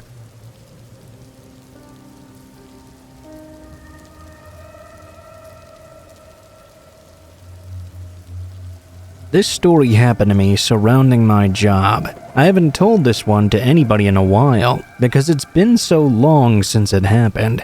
But I remember it being one of the most terrifying moments of my entire life. I was 17. I remember it was fall because I had a hoodie on over my work uniform. I didn't have a car at the time, so once in a while when I couldn't cop a ride, I ended up having to walk a couple of miles to make it to work. This particular morning was one of those times. The walk was pretty normal, kind of nice actually. That time of morning, most people were already at work, so the streets were kind of empty and quiet. I remember thinking it was really nice out, a nice temperature, the beautiful falling leaves. I enjoyed the thought of not seeing many people on my walk. I had gone about a mile or so when I saw a man just up ahead carrying a six-pack and standing in the dead center of the sidewalk. I thought this sight was a little bit weird for this time of day, but honestly I was more upset about having to walk around him than I was about him being there at all. As I approached, he noticed me as well. He stared at me as I walked closer, not even pretending to look away. I started to get a little bit anxious actually, but I didn't really have any extra time to mess around. I figured I'd ignore him if he tried talking to me once I was within earshot. He smiled and I braced myself. I remember thinking that I was too tired to be dealing with any catcalling. As I walked around him, he started walking to keep pace with me. That's when I started to freak out a little. I wanted to put on a brave face, so I refused to look at or acknowledge him, looking forward. I tried to keep a neutral expression, as if him stumbling along beside me didn't faze me at all. He started talking to me. "Hey honey, where are you going?" His breath reeked, and I could tell he was probably dead drunk. Up close, I noticed he was dirty. His hair was greasy and his beard was scraggly. It looked like he had been living out of a dumpster. I kept my eyes ahead of me. "I'm going to work," I mumbled, picking up the pace a bit. He kept on walking beside me. "Oh, do you work close by?" When I didn't answer, he continued on his own. "Because I live here. Do you want to come to my place maybe and party with me instead?" I shook my head. I could feel his eyes scanning over my body. His voice was a low whisper at this point, and I was starting to panic. "Yeah, you can come with me. We'll have lots of fun. I'll pay you after we're done if that's what you want," he murmured.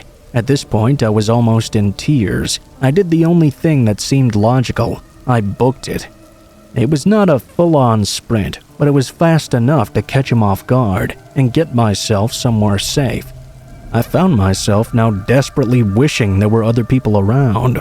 I looked over my shoulder to see the man running after me. He was still a little bit unsteady on his feet, though. I was terrified. I'm not very quick, and I didn't know if him being drunk would be enough of a handicap for me to escape. I made it around the corner. When up ahead, I saw a woman step out of the bus stop. I looked behind me again to see if he was still chasing me. I looked just in time to see him wipe out on one of the uneven pieces of the sidewalk and crack his head on the corner of the curb. He rolled out onto the street with his beer and didn't get up. I was too shaken and angry to really care, though. I slowed my pace, and once I got up to the woman near the bus stop, she smiled at me, saying something about how he dropped his beer. I didn't reply to her. I walked the rest of the way back to work, looking over my shoulder now and then. To this day, I wonder what happened to that guy. Was he dead? Did he wake up in the middle of the street sometime later and wander off to find someone else to party with? I guess I'll never know.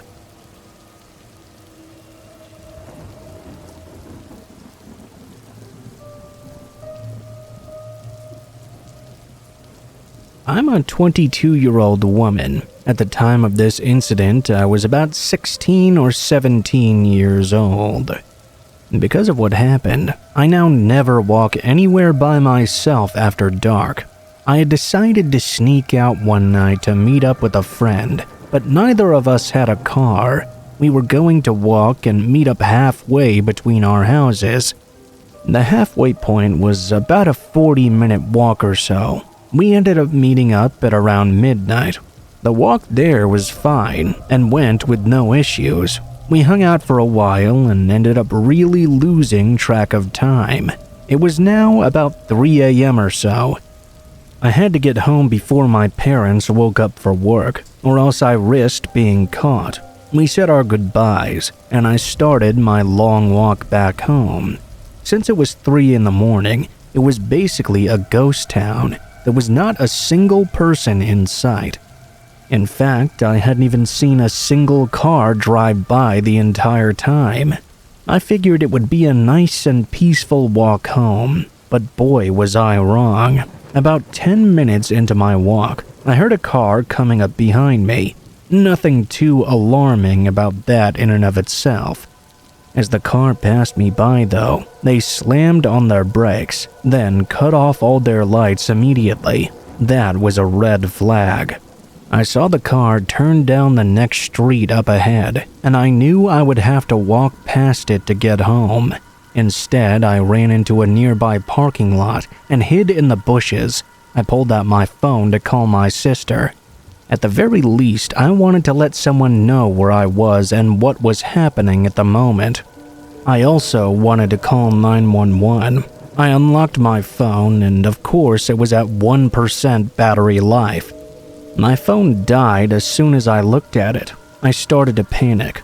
I waited there for what seemed like forever and decided to start towards home again.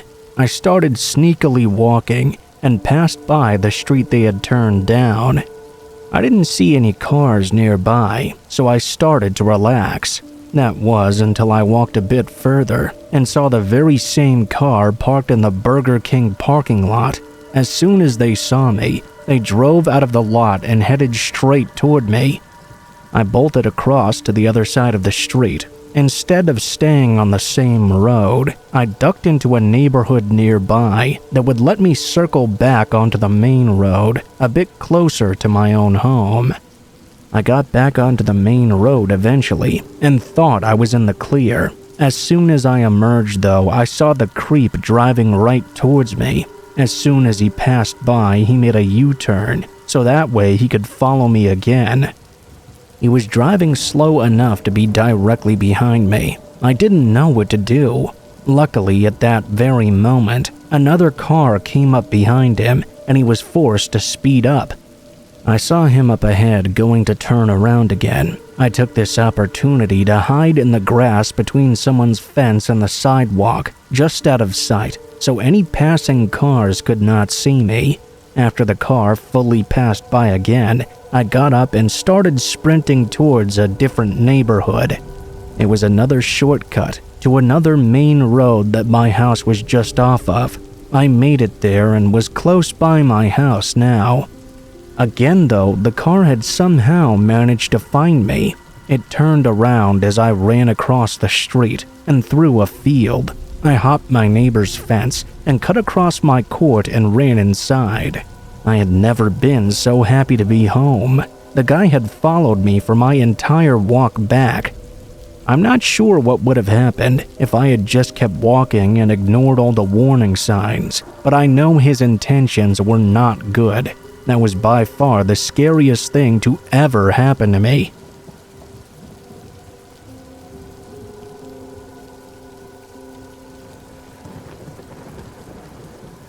I've told this story to my roommates, and I've talked about it a few times with some other people who were there, but that's about it. I don't even like to talk about it at all, because inevitably someone will really say we should go try and find it again, and I really don't want to. I've looked for it on a map a few times, but I can't find it through Google's aerial maps. Anyway, on to the story. I'm originally from a major city in southern Ohio. Outside of town, there are a number of smaller townships. One of these is known as the more country bumpkin redneck grit part of town. It's not even in the same county really, but is a part of the general area in my city. There's this legend about a church in the woods called the Legend of Hell's Church. Supposedly, an old church had burned down, where Satanists used to do rituals. That, or it was burned down during a ritual, depending on who you ask. There are a number of Hell's Church myths in Ohio, in many different places, but this was the one that was closest to our location. A number of my guy friends decided they wanted to be amateur ghost hunters and check out haunted places around where we lived. We were juniors in high school, and while all of us obviously thought this was stupid and made up, we thought it was funny to go out and scare ourselves. That and more people had cars or driver's licenses by now, so we were enjoying the new burst of freedom that came with owning a vehicle. I'm a big scaredy cat about most stuff like this, but I was the most tomboyish girl in the group. I always kind of wanted to be able to hang in there with the guys. Plus, some of the girls in the group were going as well, so I didn't want to be the only one looking like a loser. One day in November, we decided we were going to go out one night and try and find this mythical church. We'd actually been to this location once before that fall, but one of my friends had a curfew, so after exploring an old barn and the railroad tracks on a bridge nearby, we had to leave. We hadn't found the supposed church in our search of the area the prior time, to our disappointment, and to my mild relief. We took our cars out there, going past the more popular parts of our city, and back to this woodsy area. I can't honestly tell you how we got out there, but I know it was off a state highway, then down an abandoned access road and past some old warehouse, then down a dirt road. Once you get down that dirt road, there's kind of a thicker part of the road early on, where we parked our cars off the shoulder. We did this because the road eventually thins out, and it becomes impossible to drive a vehicle down. Also, someone clearly owns this land. Later on down the road, there was some no trespassing signage. I'm sure a ton of kids came back here though, so it didn't seem odd to me that they wanted to block this place off. I barely thought twice about it at the time. We got out of our cars and started walking down the dirt road, wandering off the path from time to time to check out barns or clearings where we thought the chimney of the church might be.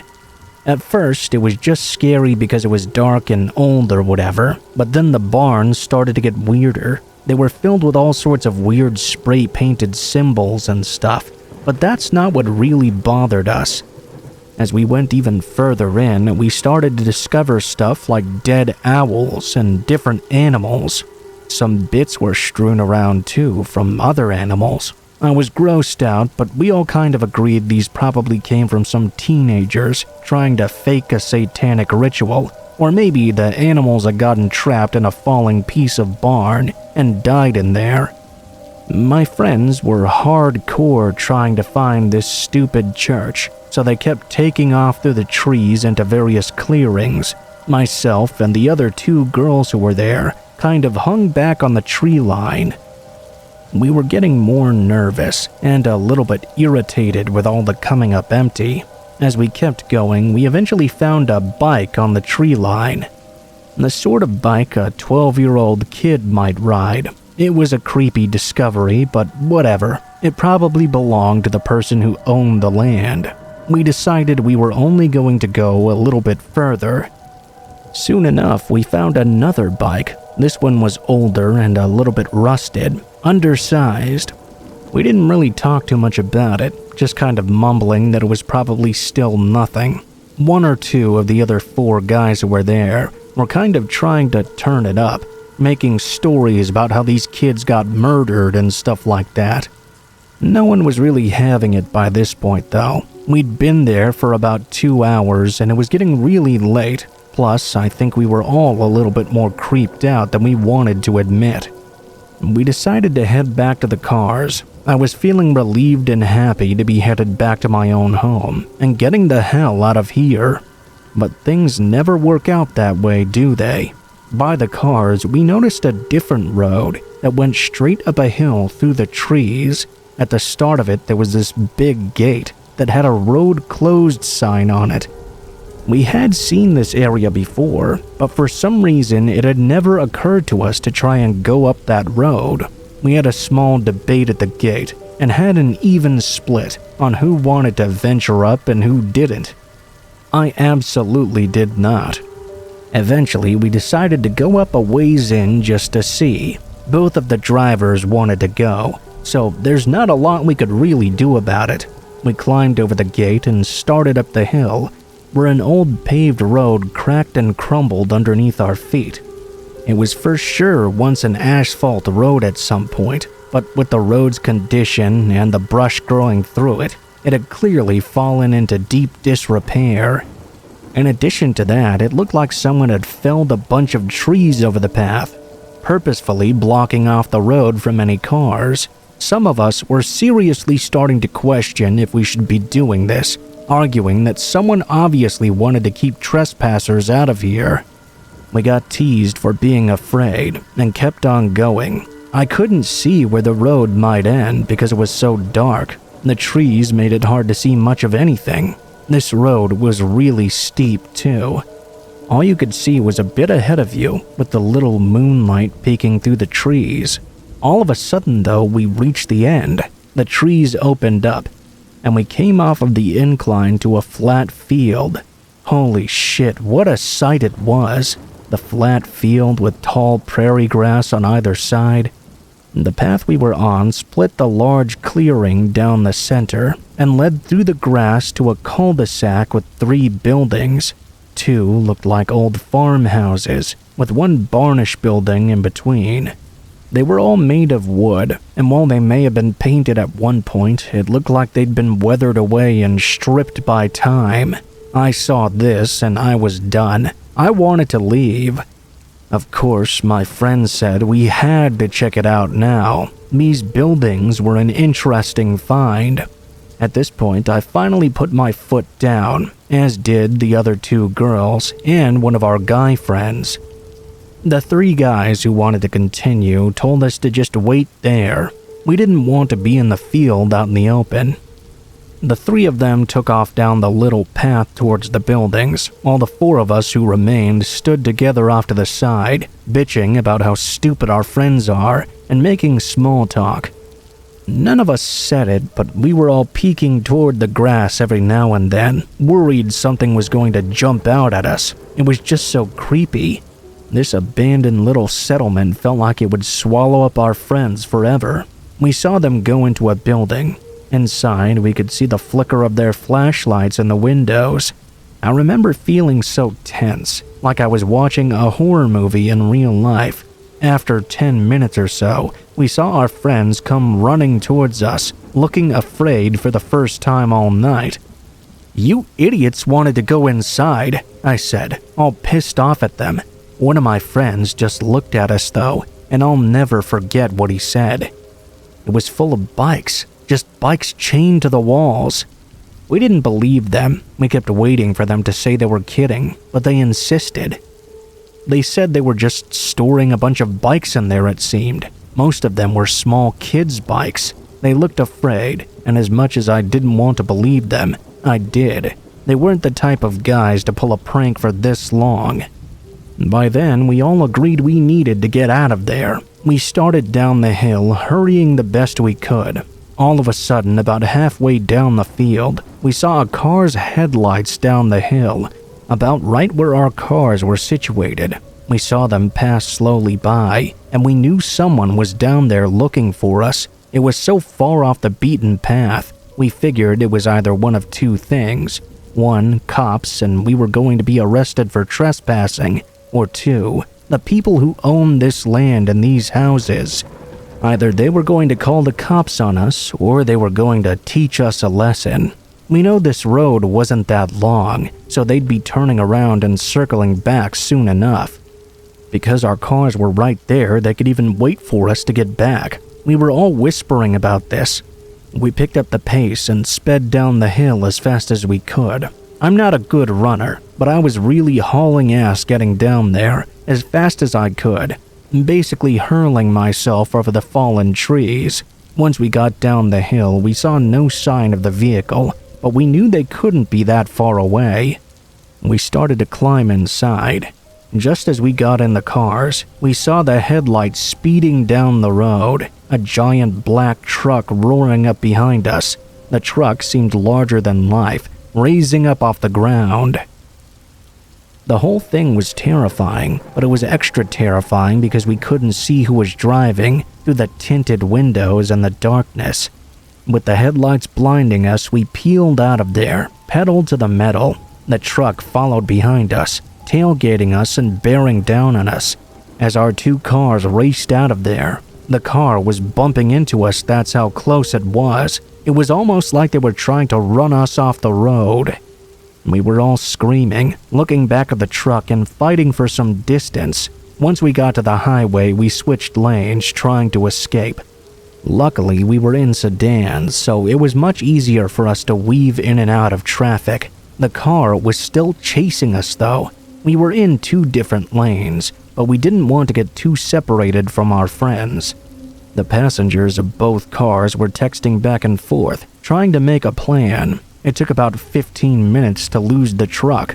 I'm not sure if the distance was too much, or if they turned around at some point, but once we got to a big shopping center area, we ducked off the road and into a Sonic parking lot. We sat there in our cars for a while, making sure we weren't going to get snuck up on before getting out of the car and ordering some food. Everyone was pretty shaken up, and it took us a long while to settle down enough to head back home. As much as we talked it over, we couldn't figure out what exactly happened. Eventually, we all just went home during what was a pretty silent car ride. Exhaustion and lingering fear took over. We didn't talk about it again for a long time, and we never called the police either. Honestly, as an adult, I feel like we should have. I try not to think about it too often, only during the fall really. When I do think about it, I ask myself, why did that person chase us so far? What was that abandoned little settlement, and why did they keep all those bikes?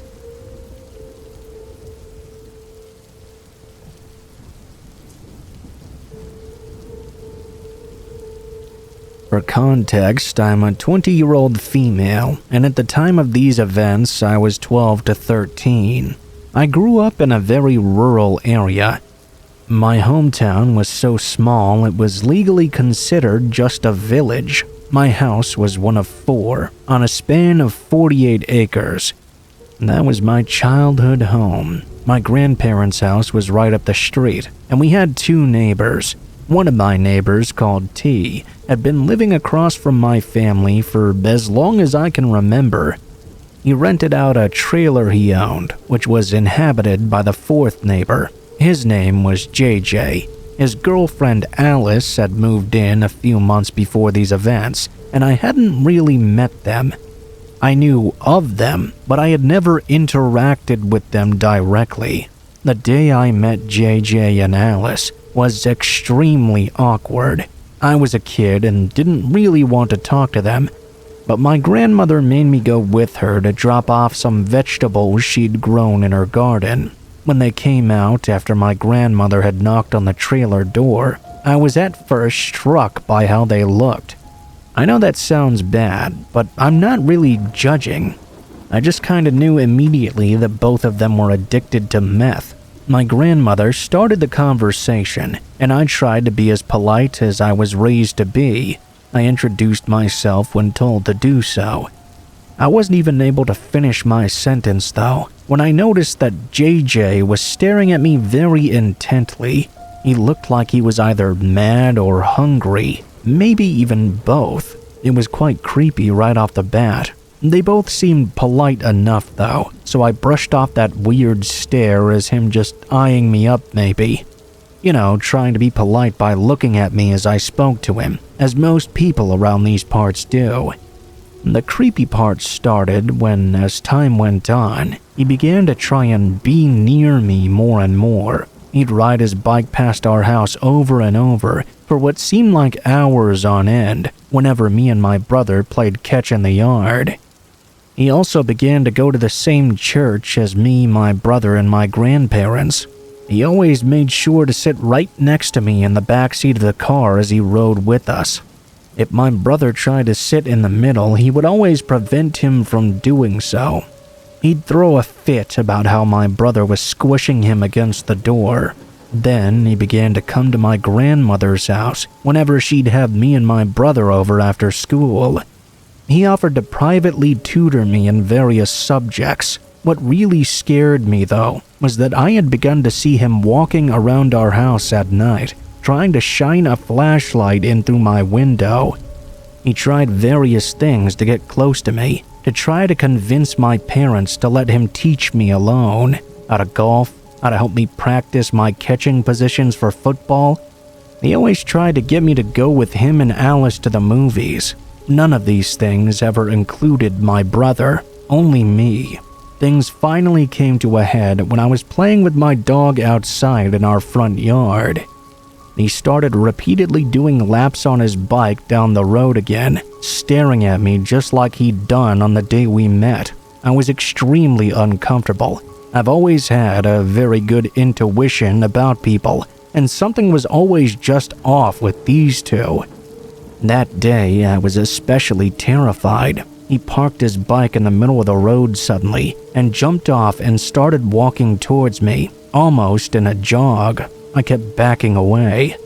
What happened next is why I believe that dogs are a better judge of character than people could ever hope to be. My boxer ran right up to him and launched herself onto him. He was about 6 feet away from me, and she tore right into his arm. I saw blood. I screamed, and my mom ran out. Shortly after, she was trying to pull my dog off him, but as soon as she was able to, holding onto the dog's collar, she started yelling at him and asking him why he was in the yard alone with me. He refused to answer and just started running back to his bike, riding back to the trailer. My grandmother ended up driving him to the hospital, as JJ and Alice didn't have a car. I learned later he got 16 stitches. He never gave a reason as to why he was approaching me that day, and they moved out pretty much immediately after. I haven't seen him since then, and I'm still terrified to this day to ever run into him.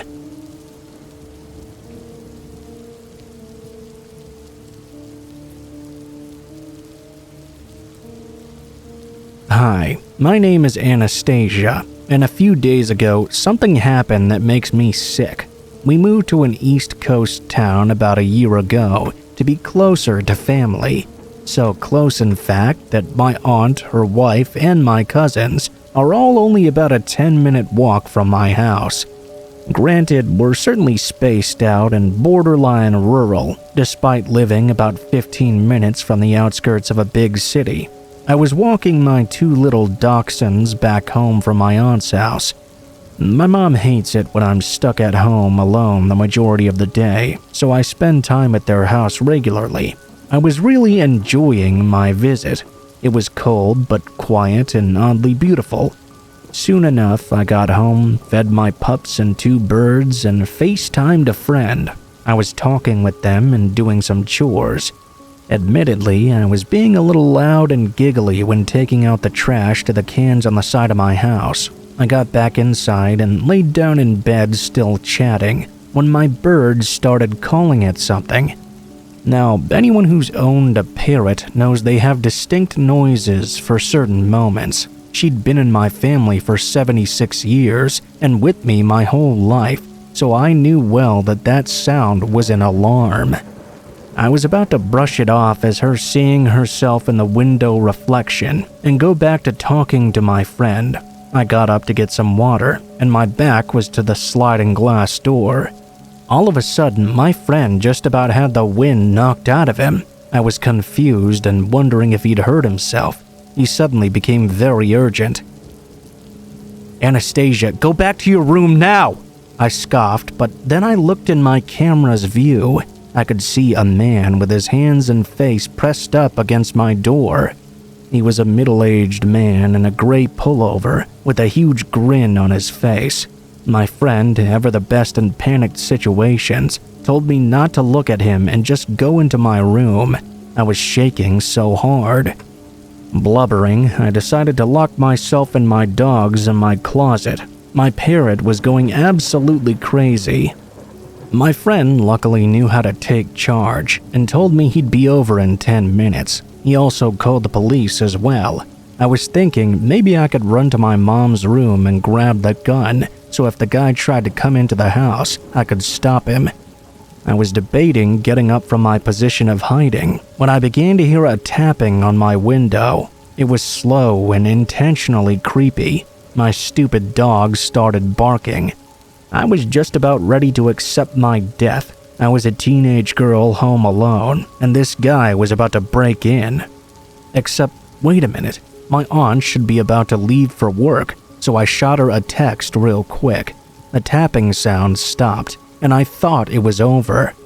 That was when I realized something that made my heart drop in my chest. I'd been in the middle of taking out the trash, so I'd left the front door unlocked. This just kept getting worse and worse. I begged my friend to hurry. The tapping returned to my window. I could only close my eyes and hope someone arrived to help fast. It felt like an eternity, crying to another teen who was breaking multiple traffic laws to help me. Never before had I been so grateful to hear another man's voice yelling outside my house at 1 a.m. It was my neighbor. Apparently, his pregnant wife was having bad nausea and went out to their deck. From where it was situated, you could see my whole backyard. She had a bad feeling after seeing an unfamiliar man sneaking around my door and woke her husband to go check it out. I thank God every day for her, because I think she really saved my life. I let my neighbors into my home, and my aunt came about 4 minutes later too, packing some heat. My friend arrived not long after. I go from home alone to an impromptu house party of concerned people. The police arrived 10 minutes later, as if they didn't just take 30 minutes to arrive to the scene. On a brighter note, my bird was not too startled by this encounter and went back to behaving happily 5 minutes later. My friend has been staying the nights with me since. I'm finding it hard to be alone, despite the fact that an arrest was made. I'm thankful my neighbor had such good instincts and that my aunt and friend were so quick on their feet, because it could have been a whole lot worse.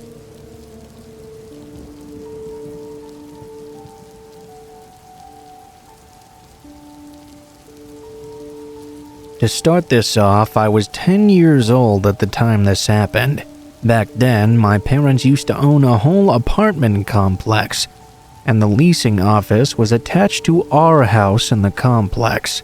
This is where I spent most of my childhood. My grandmother would run the office, and my grandfather would do all the physical labor, along with the other workers. I spent a lot of time in the complex, riding my bike around, walking my Jack Russell, and playing in the creeks behind the trees. You know, the stuff a normal kid would do. Nothing crazy, really. I always felt safe around there, and everyone knew me as the owner's grandchild. Certain parts of these memories get a little foggy as I get older, so I can't remember every incident, but I remember enough to know this man, and that something was not right about him. When my grandmother first leased the apartment to this man, I never even knew about it until I actually met him. The first time I did meet him, I was walking around the complex, doing nothing in particular but minding my own business. He approached me out of nowhere and began to make small talk. Me being friendly, I always spoke back. He mentioned how he just moved in. His apartment was super cool, and he didn't mind if me and my friends ever wanted to come over. I didn't think anything of it at the time, and agreed. Things started to progress the more I'd see him around, and eventually I knew something wasn't right. The next time I met him, I was walking around the entrance of the apartment complex. To add, Mercer County Community College was right behind the apartment complex, so I used to travel over there. You could cut through to the college by the entrance of the apartments. I was only ever there because the overhead bridge that looks down into the creek was there, and I used to enjoy peeking over and watching the fish swim around. Once I was done looking around, I turned only to find him there. He was in the walkthrough of the apartments in the college, peeing into the bushes. He turned towards me, exposed himself, and apologized for me seeing him like this. Of course, as a 10-year-old, your brain doesn't process things as easily. I told him it was okay and walked away. He called out to me and reminded me about his apartment, and that was the end of it. I went back home. Now he started getting really creepy. The last two encounters I very clearly remember were the final straw to it all. I was walking my dog Buddy one day. The man saw me again and approached me. He asked me if he could pet the dog. I was hesitant, but agreed because my dog is fairly friendly, and I'd never taught him to be mean. He crouched down to pet him, and his pants fell all the way down. That's when I realized this was not okay. He sat there petting my dog and groping himself visibly for me to see. I was appalled. I honestly didn't know what to do. Alarms were going off in my head. As he did this, he asked me what I liked to do and if I'd like to come over and play some fun games with him. I told him I'd do so one day and that I needed to leave right now. The final encounter, I had my best friend who was also 10 and my sister who was 3 at the time over at my house with me. We decided to take the dog for a walk again. He was fun to walk with, very hyper, and would drag you if you let him. We were walking in the backyard of some apartments. Lo and behold, the man appears, almost as if he knew we would be there, like he had been watching us the whole time. He began to casually talk, complimenting my dog and asking us if we wanted to see his. My little sister agreed and walked a bit closer. He pulled out his phone. I was almost fooled for a second and thought maybe he did have a dog. He crouched down next to my sister and started showing photos of him in the nude with his dog. I realized he was getting closer and closer to her, too close to my baby sister for comfort. It made me very uncomfortable.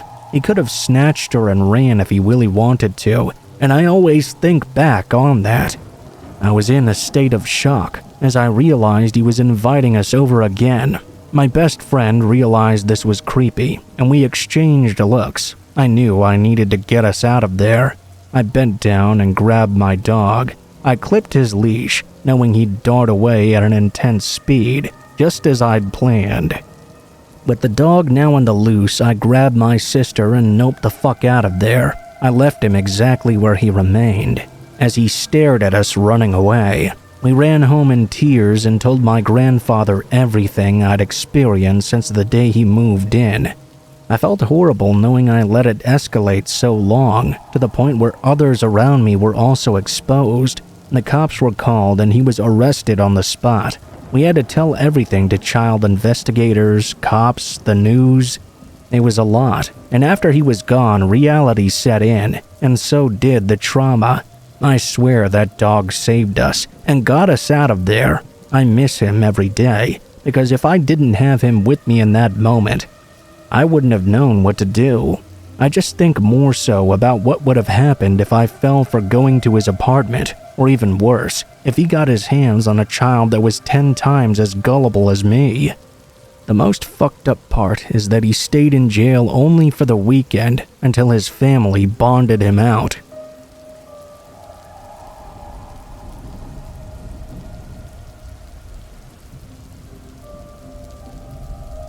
This happened about an hour ago. It's not nearly as bad as some stories you might have heard, but I'm still pretty shaken up by it. It was roughly 9:30 p.m. on a Tuesday night, and as you know, nothing ever happens on Tuesdays. I went downstairs to get my dog so she could sleep in my bed with me. I said goodnight to my parents, grabbed my meds, and got a glass of water.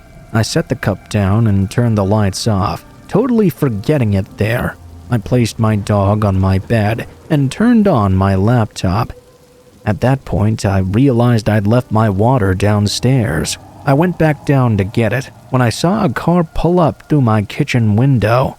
At first, I thought it was my older sister, but then I realized she was staying the night at a friend's house. As I looked out, I saw it was a compact car with, from what I could see, 2 men inside. I had no clue who they were, so obviously I began to stress out. I tried to get a closer look, making sure I wouldn't be spotted. I'm a small 5'5" guy and weak as hell, a 14-year-old kid who couldn't take on 2 tall, buff-looking men. I saw something in the back of the car with them, but I couldn't quite make out what it was. I snapped myself out of it and grabbed my water. Out of the corner of my eye, I saw one of them get out and start walking toward my house. At that point, I lost it and ran to my parents' room. I asked them out of nowhere, "Who's that outside?" My dad was confused. "Is it your sister?" I shook my head and told him it was people we didn't know. They weren't our neighbors, certainly. He got up and my mom followed close behind. They looked out the front door's peephole and saw a tall man in a gray Under Armour hoodie walking up, carrying something. My dad instantly ran outside and freaked out on the guy. My mom rushed me upstairs, her phone at the ready. I went to my room still holding my water. I have no clue what happened after. All I know is that those 2 guys drove off in a hurry soon after. I don't know why they creepily drove up to my house when it was pitch black outside in the middle of the night, but I sure hope I never meet them again.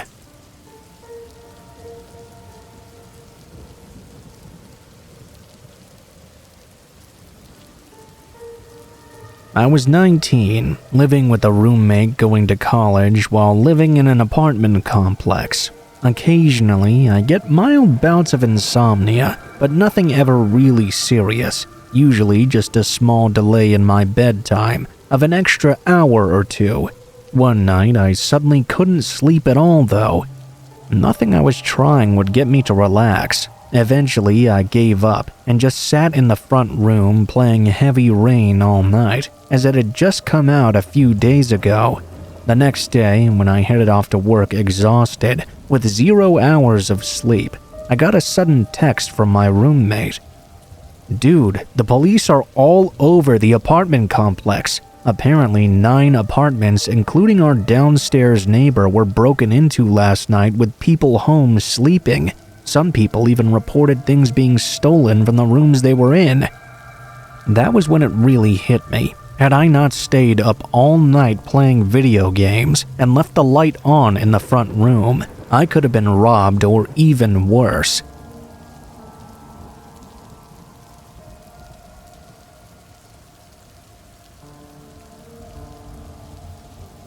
When I was in 5th grade, some guy who was mentally ill had a meltdown somewhere in Chicago.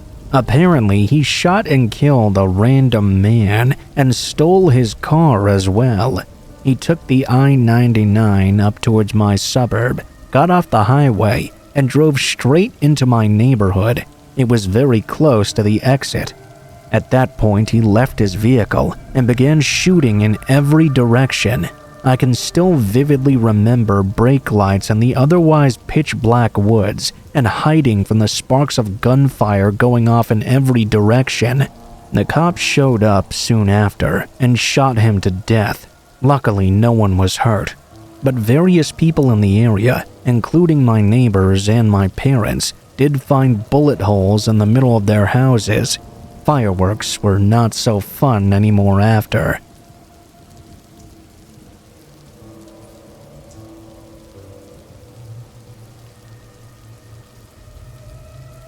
A couple of years ago, I saw two rather large men having an argument in the street right in front of my house. After a couple of minutes, they both drove off and went their separate ways. I didn't really think anything of it. That is, until the next day, when I got a knock at my door. It turns out that one of my roommates had been sleeping with a married woman, and her husband somehow found out where we lived. He had arrived at our house with a shotgun, ready to kill the guy who had banged his wife. The dude had a couple of priors as well, so that definitely lent the threat some credibility. The man at the door was his dad, who told me that the argument was him talking his son down. He told me that he showed up as his son was getting out of the car. He asked me if I was the guy in question, and I said that I wasn't. "Oh, you're the roommate? He was gonna kill you too." Turns out my other roommate had done some things with the young lady as well. The real kicker is that I was home alone at the time. Basically, I unknowingly watched a man talk down my future murderer from my dining room window.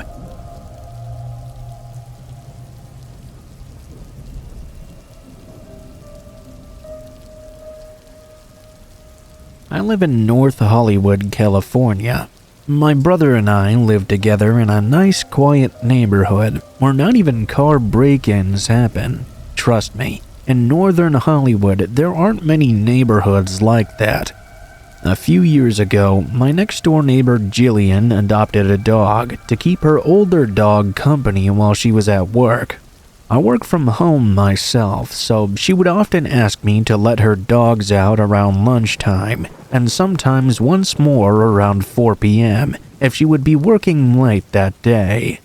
One day, Jillian called me and said she had a meeting after work. She asked if I could go over twice that day, and I said that was perfectly fine. I went at around 12 p.m. the first time.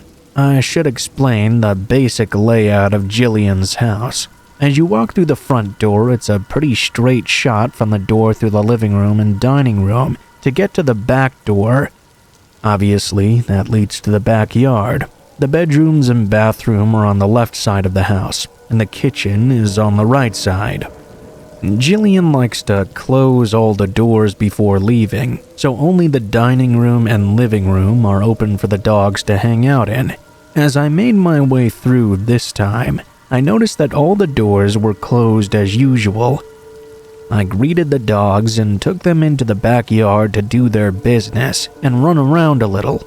While we were outside, though, I couldn't shake the feeling that I was being watched from somewhere.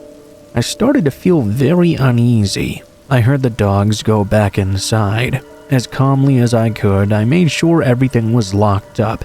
Then I walked home. At around 4 p.m., I started back over for my second visit. As I approached the front door and put the key in, I had this sinking feeling in the middle of my chest. I shrugged it off and went inside so I could take care of the dogs. As I walked over to them, I noticed that one of the bedroom doors was now wide open. I let the dogs out and sort of thought back to my first visit. I was fairly certain that all the doors had been closed. I thought to myself that maybe Jillian had forgotten something and come back to the house briefly while I was away. Probably just forgot to tell me. I pulled out my phone and called her up real quick. "Hey, did you come back home earlier? I'm here to let the dogs out and I saw your bedroom door was open." What she said next chilled me to the bone. "No, I'm just getting in my car to head home now. Why?" I wanted to run and scream, but I decided to act as normal as possible. I didn't know if whoever had opened that bedroom door was still lurking around the property. I told Jillian I was calling the cops and hung up the phone. I let the dogs into the backyard, then went back inside. I announced loudly and calmly as I could, "Bye guys, see you tomorrow." I exited the house and dialed 911. I heard Jillian's front door open suddenly, and a tall, thin man emerged from the doorway. He began to sprint towards me. I ran as fast as I could towards my home. I opened the door, which was not locked, and slammed the door behind me. I locked the man out, and that's when I heard him call from the other side. "I'm coming for you." Before I could hit the call button, I heard a window break in the kitchen. I realized my brother was not home, and I had to fend for myself. I ran into my brother's room and went to his closet. I found the baseball bat he kept hidden away. I could now hear the man walking around my house, searching for me. He came into my brother's room and looked under the bed. I stood up from my place in the closet and prepared for him to find me. I was sobbing as quietly as I could and praying I would get a swing in before he got to me. He stood up and made his way over to the closet. He opened the door, and I swung at him right away. I smacked him hard in the chest, and he fell down to the ground. He managed to get right back up and knocked the bat out of my hands. He then shoved me to the ground and started dragging me out of the room. In the hallway, we found my brother standing there with a knife. Turns out he had come home after realizing he'd forgotten his wallet.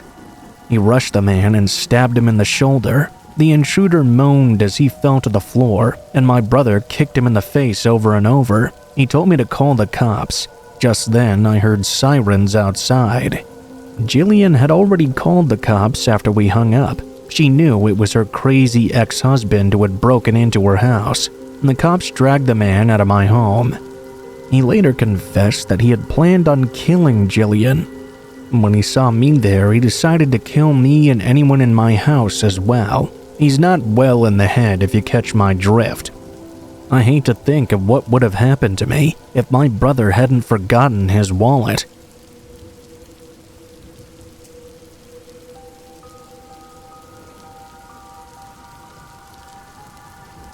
This happened when I was 15. My dad and I were driving my sister from San Diego to Austin, Texas, where she would start her new job. She had lived in Guam for a year, and she couldn't afford to ship her car all the way to Texas, only to California. My dad and I loaded up her car with things she'd need and began the drive all the way to the Lone Star State. We had been going for a few hours now and decided to stop in El Centro to get some gas and use the bathroom. I didn't have to go myself, so I volunteered to pump the gas. As my dad and sister went inside, there were a few other cars at the pumps and in the parking lot.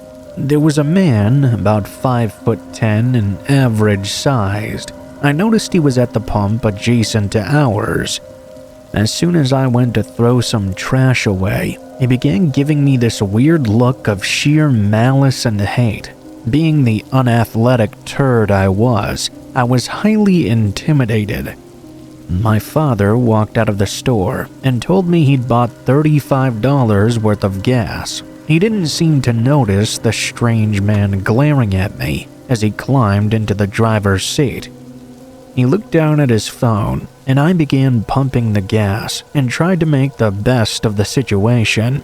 My sister walked out of the store soon after. I averted my eyes to look at her.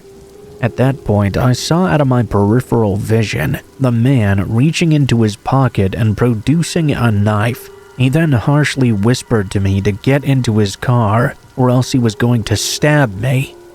I went into full defense mode. I shoved the guy as hard as I could and knocked him off balance. I guess I'd taken him by surprise. He hit the gas hose that connected to his car, knocking it off and spraying him in gasoline as he fell backward. I hung up my own gas hose and yelled at my sister to get into the car and for my dad to fire it up. We jumped in the car together. I think my dad had seen the knife because he floored it the hell out of there. I saw the guy jump into his white Chevy and turn it on. But by that time, we were already out of the station and heading back to the interstate. I told them what happened, and my dad drove even faster to get back to the interstate. I looked out the back window and saw that same white Chevy weaving in between traffic, seemingly chasing after us. He pulled up right next to us, and that's when I noticed there was someone else in the passenger seat. The passenger rolled down his window and pointed a handgun at us, screaming to pull over. Instead, my dad hit the gas, bringing us up to almost 100 miles per hour.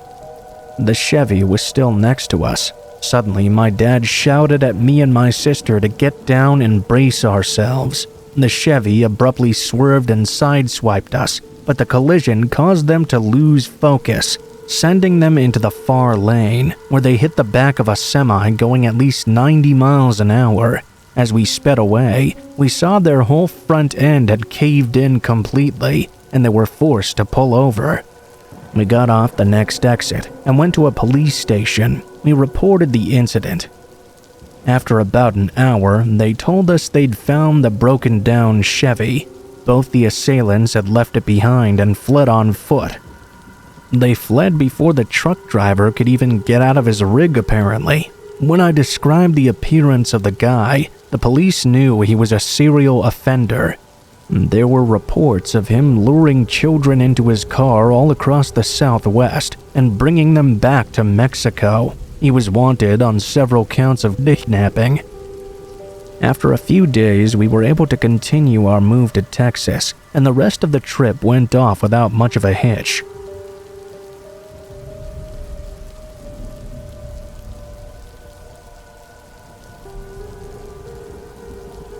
I'm a 22-year-old female from South Texas. The town where I live in is quite small and still growing. Due to the lack of entertainment there, we often go to Houston or one of the other big cities nearby. Given this situation, my family decided to surprise me with tickets to a concert to one of my favorite artists. I would be joined by my sister. I was quite excited and thought it would be a really good time. It was a 3-hour drive or so there and back. We had a wedding to go to the next day, so we decided to save some time and take some back roads to get there faster. I wish we could have stayed at the hotel. After the amazing concert, we decided to get some Taco Bell and start heading back. Mind you, this was around 11:30 p.m. or so. Everything was going perfectly fine until the low tire pressure signal came on. My sister pulled over and got out of the car to check on things. I could hear her cursing. The tire was not only low on pressure, but completely deflated. My sister and I were both raised to be independent. You can always save a few extra bucks by doing things yourself. It goes without saying that we both knew how to change a tire. While we were in the process, a man suddenly emerged from the nearby tree line. He was about 6 foot tall, but what really caught my eye was how well dressed he was. He wore a suit and had this creepy smile. He walked up to us and offered to help, but we kindly declined. After that, he just kind of stood there and continued to stare at us. We made up a white lie and said our parents were already on the way and they would be there any moment to help us out. We told the man this in hopes that he would leave now. Eventually, he did do so. He just turned around and walked back into the tree line without saying another word. I thought it was quite weird how he'd just randomly come out of the forest at the perfect time. Just when we thought it was over, though, the man came back out, except this time there was a knife in his hand, and he was donning a black mask over his face. I started to freak out. He ran up to our car and sunk his knife into the rear passenger side tire. Me and my sister scrambled back into the vehicle through the driver's side doors and locked it just in time. That's when a white truck pulled up behind us. We thought it was someone coming to help us, but that's when we saw 3 more men wearing black masks exit the vehicle and surround our car. and the three men started banging on the windows, while the guy with the suit got on top of the hood and began to drag his knife across the windshield, making this awful screeching sound. At that point, we had called the cops, but there was no sign of them showing up anytime soon. One of the men banged on the window so hard I thought they were going to break, and that's when the man in the suit jumped down off the hood. He reached into his jacket and pulled out a gun. I thought we were dead in that instant, and I began to pray. My sister started screaming hysterically. The guy walked up to the rear passenger side window and pointed his gun. He fired a shot inside, sending shards of glass all over the back seat. The first shot didn't fully break the window, so he pulled the trigger again. My heart had never raced so fast in my life. The masked man used his gun to move away some of the remaining glass and unlock the back door. During all this commotion, I had retrieved my pepper spray from my travel bag. The man made his way inside the car, and in that moment I turned around and emptied the entire bottle right into his face. The man immediately put his free hand over his eyes and began to scream. He pointed the gun at my sister. In that moment, I couldn't breathe. It was like the entire world was frozen still. For whatever reason, the man didn't pull the trigger. That's when I heard the fast-approaching police sirens. The men fled and jumped back into their truck within seconds. We saw their taillights disappearing into the night. The police arrived too late. We gave our report and I tried my best to give a description, but most of what came out of my mouth was nonsense. I was obviously pretty shaken up over what happened. The police combed the area. It turned out we were at the wrong place at the wrong time. These men had set up nails on the road and were just waiting for their next victims. They were possibly human traffickers. The police put out an APB on the truck, but as far as I know, they never found the men responsible. Always be careful when you're driving on the back roads of Texas. These men could still be out there, looking for their next victims. Always be sure to bring something to protect yourself with. It just might save your life.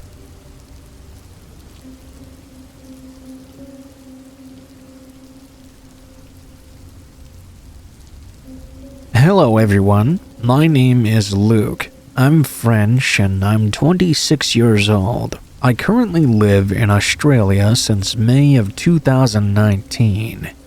I met my girlfriend Mina, who is of Japanese origin, about 1 month after arriving in Australia.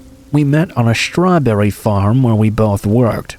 We worked on it for several months until the health crisis impacted the planet. So, job on the farm was over, and we had to find something else. At that moment, the two choices available to us were go back home and separate, very hard for both of us, or stick together and try to get through this ordeal. Spoiler alert, we chose the second option.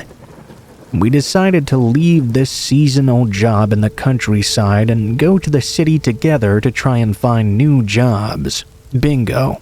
Good news for me, an employer wanted to hire me to work for a local Australian football team. We'll call this employer Kathy.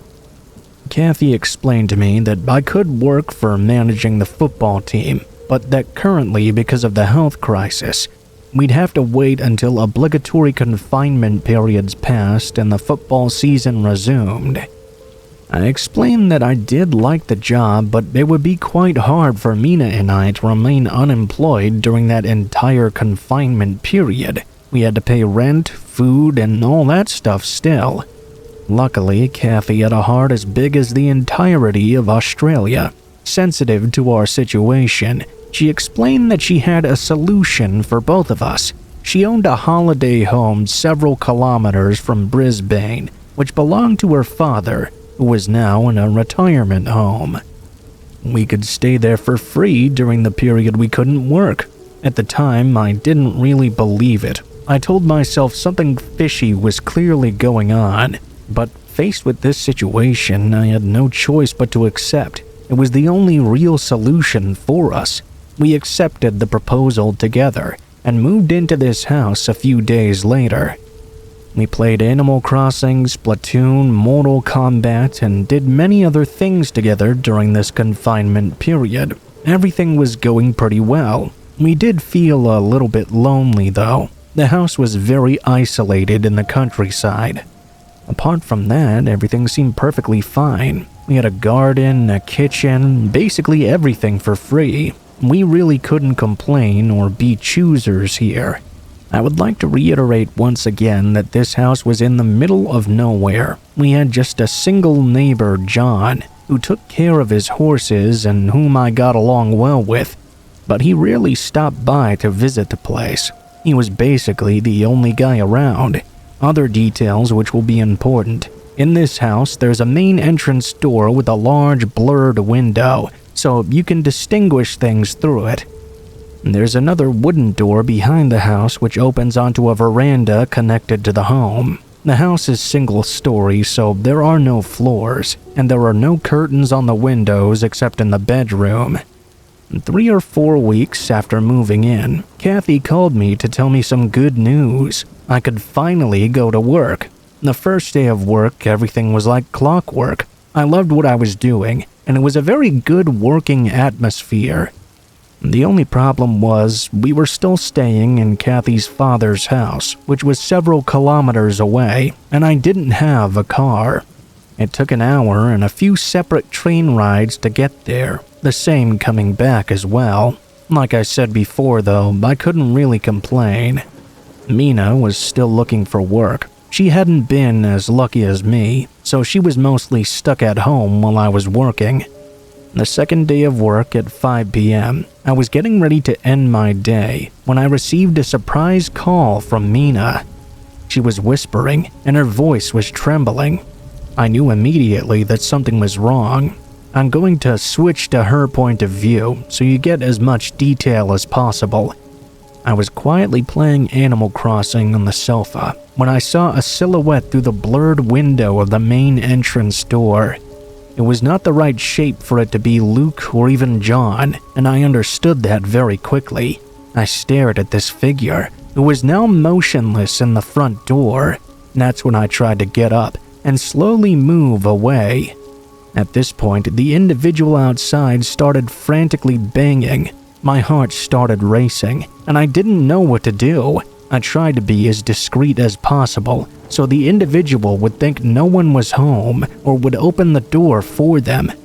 I finally decided to hide in the bedroom closet because it's the only room where you couldn't see what was happening from the outside. Huddling between the hangers and our clothes, I was praying for the person outside to just go away. At that point, I remembered there was a second door behind the home that was free to access. I couldn't remember if it had been locked or not. Feeling a surge of courage, I decided to rush through the house in order to reach this door. During this race, I saw the individual passing in front of one of the kitchen windows. The conclusion? This man was also going around back to check if the door was open. Panicked but already in the race, I decided to run to the end and close the door before the man tried to open it. When I finally pushed the latch, I heard the individual trying to push open the door.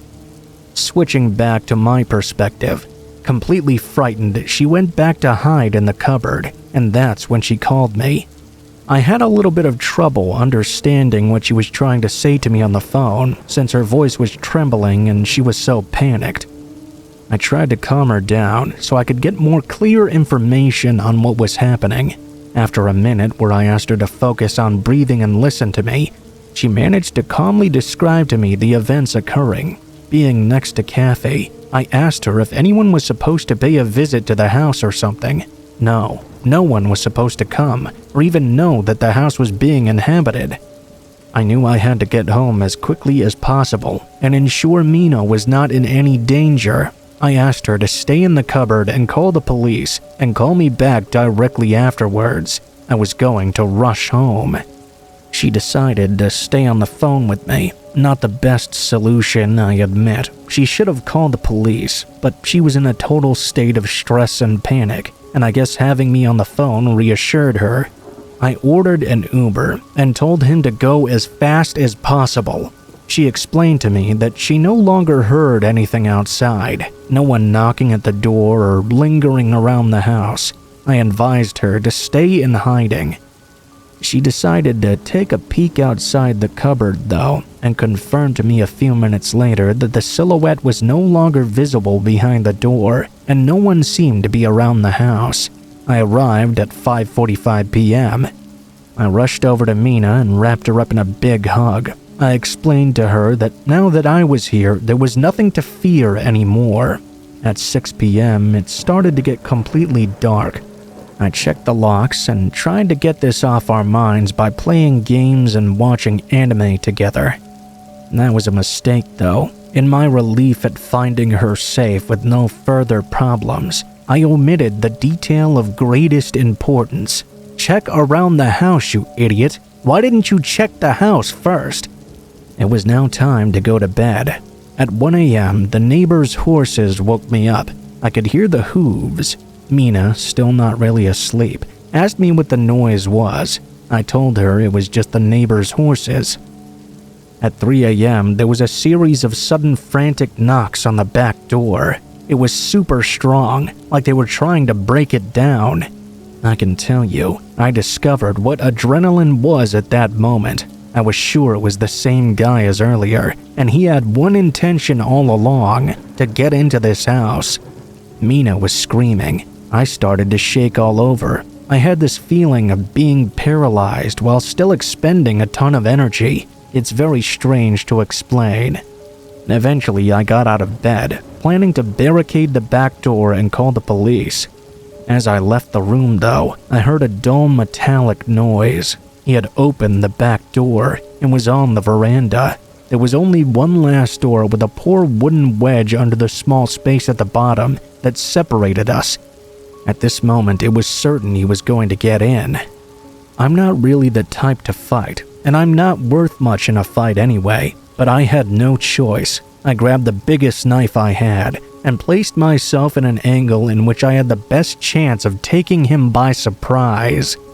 I was ready to defend myself with a knife if need be, to defend Mina, who was paralyzed in fear on the bed. Honestly, I could already see myself explaining to the courts why I'd stabbed a guy. I was scared, no doubt, but at the same time, hearing Mina's screams filled me with determination. She threw me the phone and told me to call the police. I did so, still in the same position and ready to defend myself. The phone call must have lasted 40 seconds. The policeman on the phone understood straight away that this was a serious situation. He asked me for the address and said they were on the way immediately. At this moment, I found myself a little more relieved while remaining on lookout. This is where the individual began to mumble incomprehensible stuff that didn't really assure me. From the noise he was making, he was either a guy who was heavily drunk, on drugs, or mentally ill. He must have figured I'd called the cops, but he was still reaching for the handle and trying to get inside. At 3:10, the cops finally arrived, 4 officers and 1 dog. As I saw them approaching, I heard noises behind the door. The individual seemed to get scared and give up. I heard the dog barking, the policeman shouting, and the man moaning. Finally, it was finished. The individual was neutralized and taken away in the police car. The officers stayed with us to talk to us and get our version of the events that happened, to find out if we wanted to file charges or not. The officer told us there was a chance this man was a patient at a rehab center nearby. He also told us he wasn't sure of anything at the time, and they would have to verify his identity. Ultimately, we never heard back from the guy or the police, though. After that night, I admit we had a lot of trouble sleeping. I contacted Kathy to explain to her what happened to us. She was shocked and felt somewhat responsible as well. Unfortunately, there are no real answers as to who the guy was, nor what he wanted. I even ended up wondering if maybe this was someone who was actually in distress and went about things very poorly, in need of help. I guess we'll never really know. So yeah, I guess the lesson is Australia is great.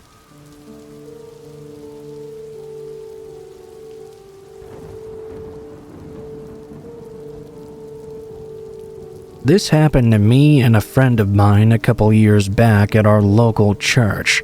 For the sake of this story, my name will be Jamie, and we'll call my friend Mark.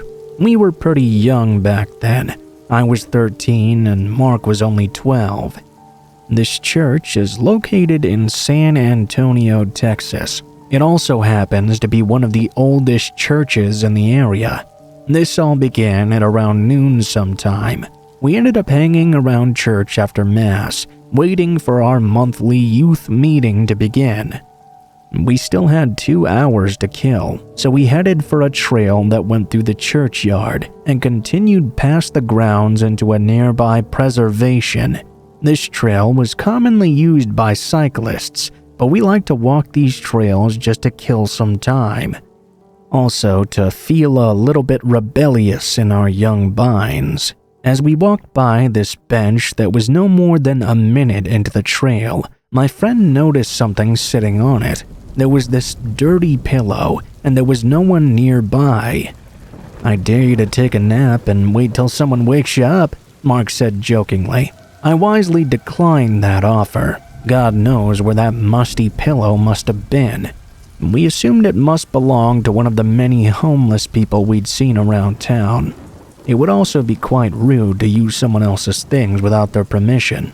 Eventually, we got done with all our stuff and started to head back to Mark's house. His dad only lived about 7 minutes away, and we'd usually walk there from church on the nights where I would be staying with Mark. This was one of the few days I actually got to spend the night at Mark's house. Mark's dad had to work early the next morning, and he was asleep by 10 p.m. By midnight, me and Mark were still up, trying to figure out what we should do. "Bro, we gotta get out of here. Don't you want to do something else besides playing video games all night?" I admitted that the games were getting kind of boring, but there was really nothing else to do. "Well, what else did you have in mind?" I asked him. "Let's head back to that trail. We'll bring some flashlights and a pocket knife for protection."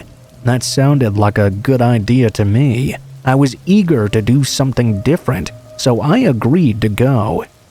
Now, we went out at night more often than you might probably think, but we'd never been on the trail this late at night. We put on some sweaters, grabbed some of his dad's pocket knives and some flashlights before heading off to explore. As we walked down the dimly lit road, there was this sensation that something was not quite right settling in the pit of my stomach. I ignored that feeling and told myself I was just being paranoid. As we approached the trail's opening, Mark shined his light through the trees. There were crickets chirping, along with the wind rustling the leaves. After about a minute or so after entering the trail, I thought I could hear some footsteps behind us. They seemed to slowly die down as we continued on. Since this trail was about 3/4 of a mile long, it took a little while for us to reach the church grounds. While passing by the bench we encountered earlier that day, we discovered the dirty old pillow was still there. Mark said he could actually take a nap now if he wanted. I shrugged it off and told him, let's just go to the end so we can turn around and go home. This place is kind of giving me the creeps. By the time we got to the end, I had forgotten all about those faint footsteps I'd heard earlier. We turned around and started to head back the way we came. At this point, we were a ways away from the bench, but still close enough to see it. We stopped dead in our tracks as we were startled by the sound of footsteps running. "What the hell was that?" I said under my breath. Before I could figure out what to do, I noticed that pillow was now missing from the bench. I pointed it out to Mark, who was scanning the surrounding area with his flashlight. He pointed it at the bench area. As he did, we both noticed something standing behind a tree, a pair of eyes staring daggers at us. Mark quickly moved the light away and seemed to have the same idea I did. We should act like we hadn't seen anything and go home the other way. I nodded and followed his lead. As we turned around, though, we heard the sound of someone sprinting full speed right for us. Mark took off and I quickly followed behind him. The assailant was much faster than us and closing in quickly. I grabbed Mark and pulled him off to the side after switching his light off. I told him in a quiet voice that we should hide in the brush and wait for the man to pass, then run back. We heard the distinct sound of heavy breathing nearby and saw a large, dark figure through the bushes. When we were sure the figure had made its way past us, we made a break for Mark's house. We ran out of the trail and kept going. When we arrived at his home, we were out of breath and covered in sweat. To this day, we don't know who that was waiting for us behind the tree, nor do we know exactly what he was planning on doing if he'd managed to catch up to us.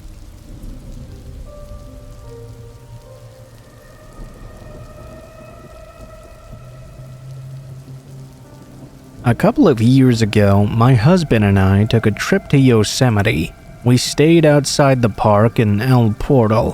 One evening, while we were driving back from the valley, I noticed that the headlights caught what appeared to be someone lying down on the side of the road, both feet pointed out towards the street. I told my husband there was a person laying in the pitch black on the side of the highway. He knows I love true crime and was absolutely certain what I had seen were trash bags. I was so certain, though, I just kept saying, "No, I saw a body. I know that was a person." We made our way back to the hotel, and as we were about to park, my husband looked over at me. "You're really sure about this, aren't you? You want to go back and look?" I was desperate. As we drove by the same area again, I saw the feet clearly. I had my husband turn the car back around and yelled at him to stop the vehicle. He rolled down his window and called out, "Are you okay?" There was no answer. One more time, even louder. Suddenly, a woman dressed in all black sat up. She was wearing a nice down jacket, black pants, had her purse and 3 water bottles. Her makeup was done very nicely, and she seemed very sweet. I could tell my husband was absolutely shocked. I asked her where she was headed. She said she was trying to get to the Chevron station up the road, and that her mom was going to meet her there to pick her up. This woman looked to be in her late 40s, mind you. I knew something weird was going on. From where we found her, the Chevron station was another 7 miles away. She said that in her mind, she thought it was only a mile from her hotel, and that she'd be able to walk that distance. We offered her a ride, and she climbed into the back seat. Not before I grabbed a thick scarf to wrap around my neck and my pepper spray. As we drove, we tried to ask her questions, just general chit-chat, you know. I asked her why she was laying on the side of the road in the pitch black. She said she'd gotten tired while walking and had to lay down and give up. It was winter and she had no hat or gloves either. I could tell this woman looked very fragile. Once we arrived at the Chevron station, she thanked us, got out of the car and sat down on a bench in front of the closed Chevron station store. We offered to stay with her until her mother arrived, but she insisted she'd be fine. I reminded her there was no cell reception in the area and triple-checked that she didn't want us to wait with her. We drove back to our hotel and noticed there were now 2 police cars in the parking lot. They had not been there the first time we arrived back that evening. I told my husband I knew they had to be there for that woman for whatever reason. I calmly walked over to one of the cars and asked if they were looking for a missing woman. The officer told me they were and asked if I'd seen her. I explained the situation and that I felt like the woman had something very bad happen to her.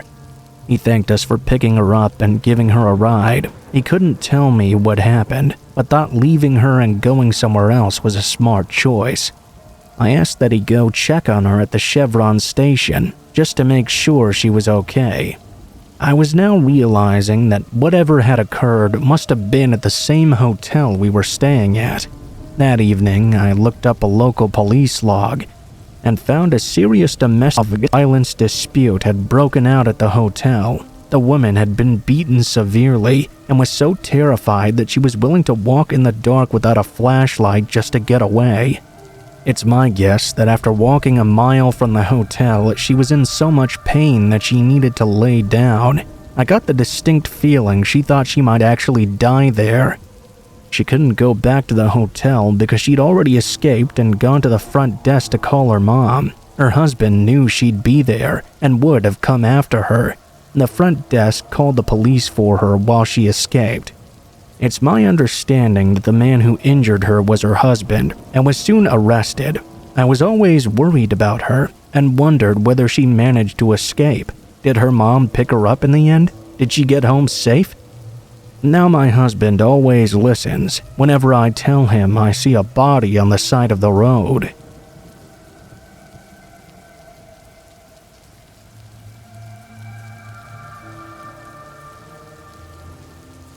When I was 12 to 13 years old, I was waiting for my friends at the entrance to a large park in my city. While I was waiting, a van pulled up next to me, and the man inside rolled down his window. "Hey there, kid, what are you up to?" I replied I was waiting for my friends. I paced back and forth, slightly away from the van with each step. "Where they coming from?" he asked. I answered, "From the metro." "Hop in, I'll give you a lift there." At this point, I knew this guy was a creeper. I told him no thanks and began to walk away. He insisted I accept his lift. I left the park entrance. He pulled into the parking lot, did a U-turn, and drove out of the park along the road I was walking on. Having noticed what he was doing early on, I walked really fast to a hole in the fence of the park and climbed in. I guess he realized from that point he'd have to do an 8 to 10 minute drive to get back to the area I was, and he gave up and left. I met up with my friends a bit later and told them the story as well.